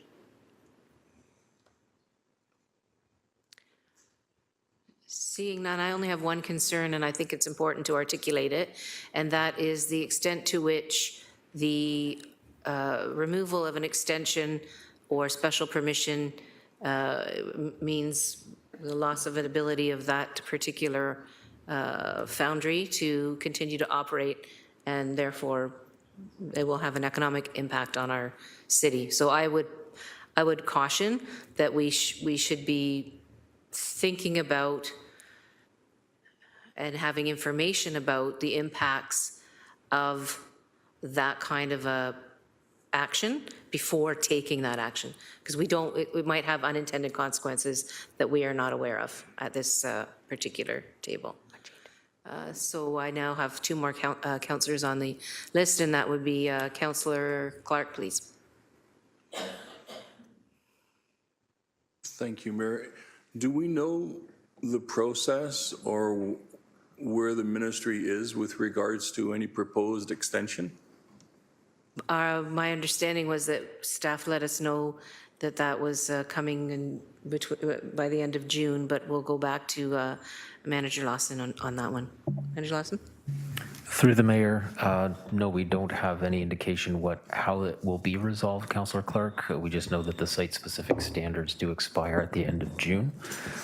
There are options to those emitters to either curb production to fall in line with the standard, or to apply for a renewal of the standard, or the possibility that a sector-specific standard is announced before that time that they may apply to. So, B, I'm concerned that it might be premature. I'd like to hear from the Ministry of Environment and Dofasco where they are in their discussions.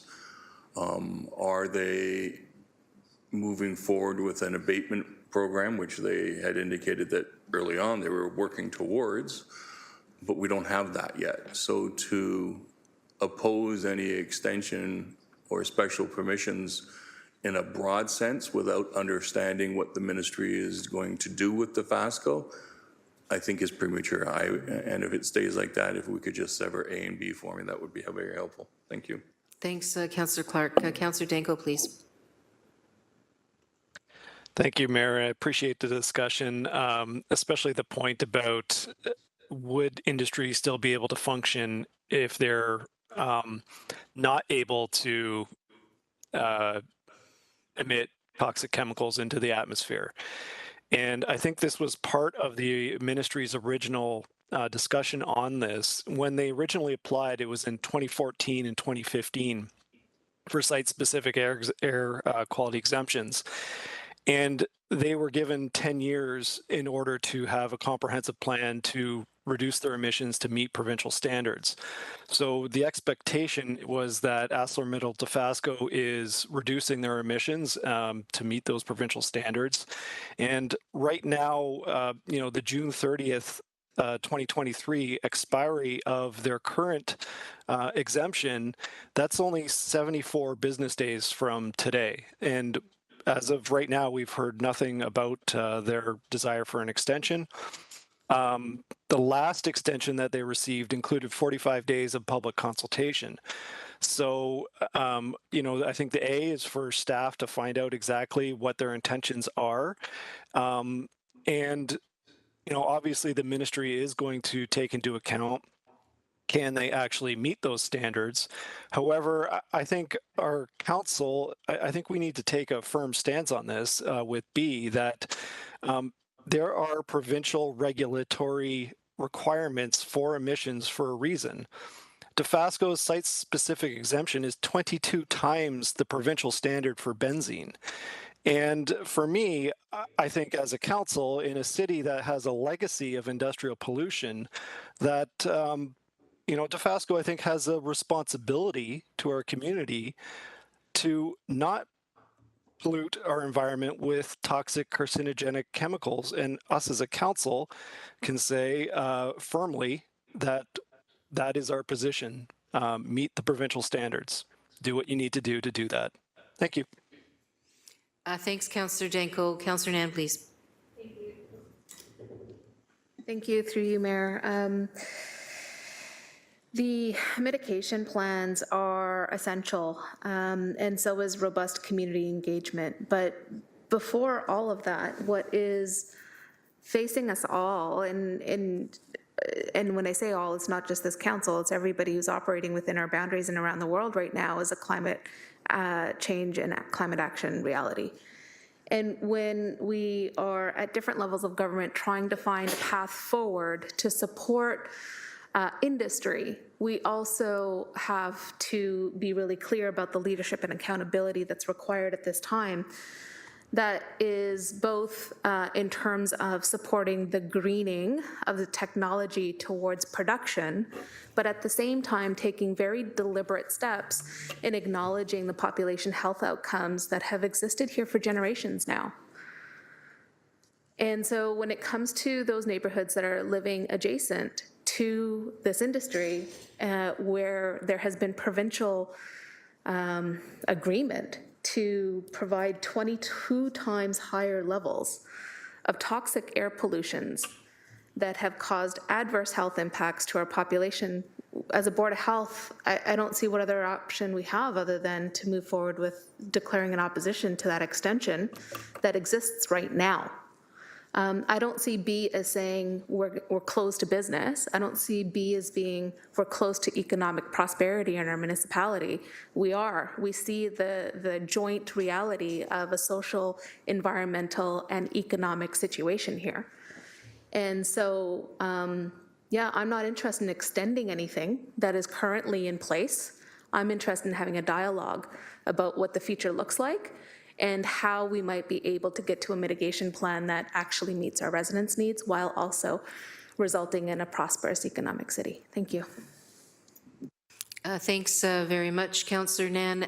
No further discussion is in front of us. There was a request to separate the two resolves, and so the motion then is in front of us. We'll vote first on Part A.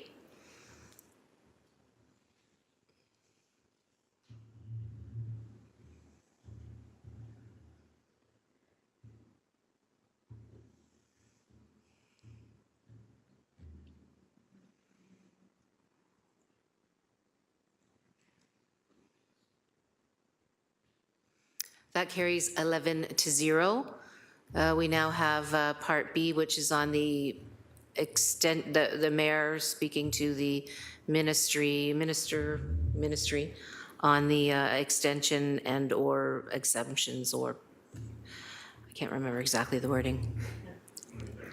Yeah, can you put it back up, please?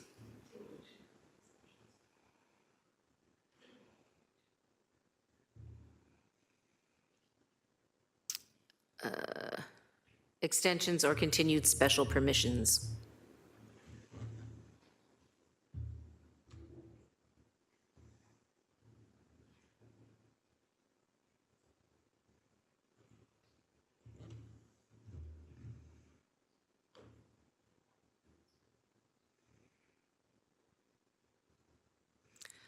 That carries 8-3.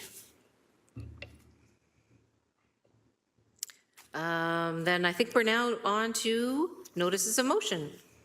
Are there any notices of motion? Seeing none. General information, other business, none. Private and confidential, none. I will now take a motion, therefore, to adjourn. Moved by Councillor Wang, seconded by Councillor Francis. Can we please record our votes? Thank you.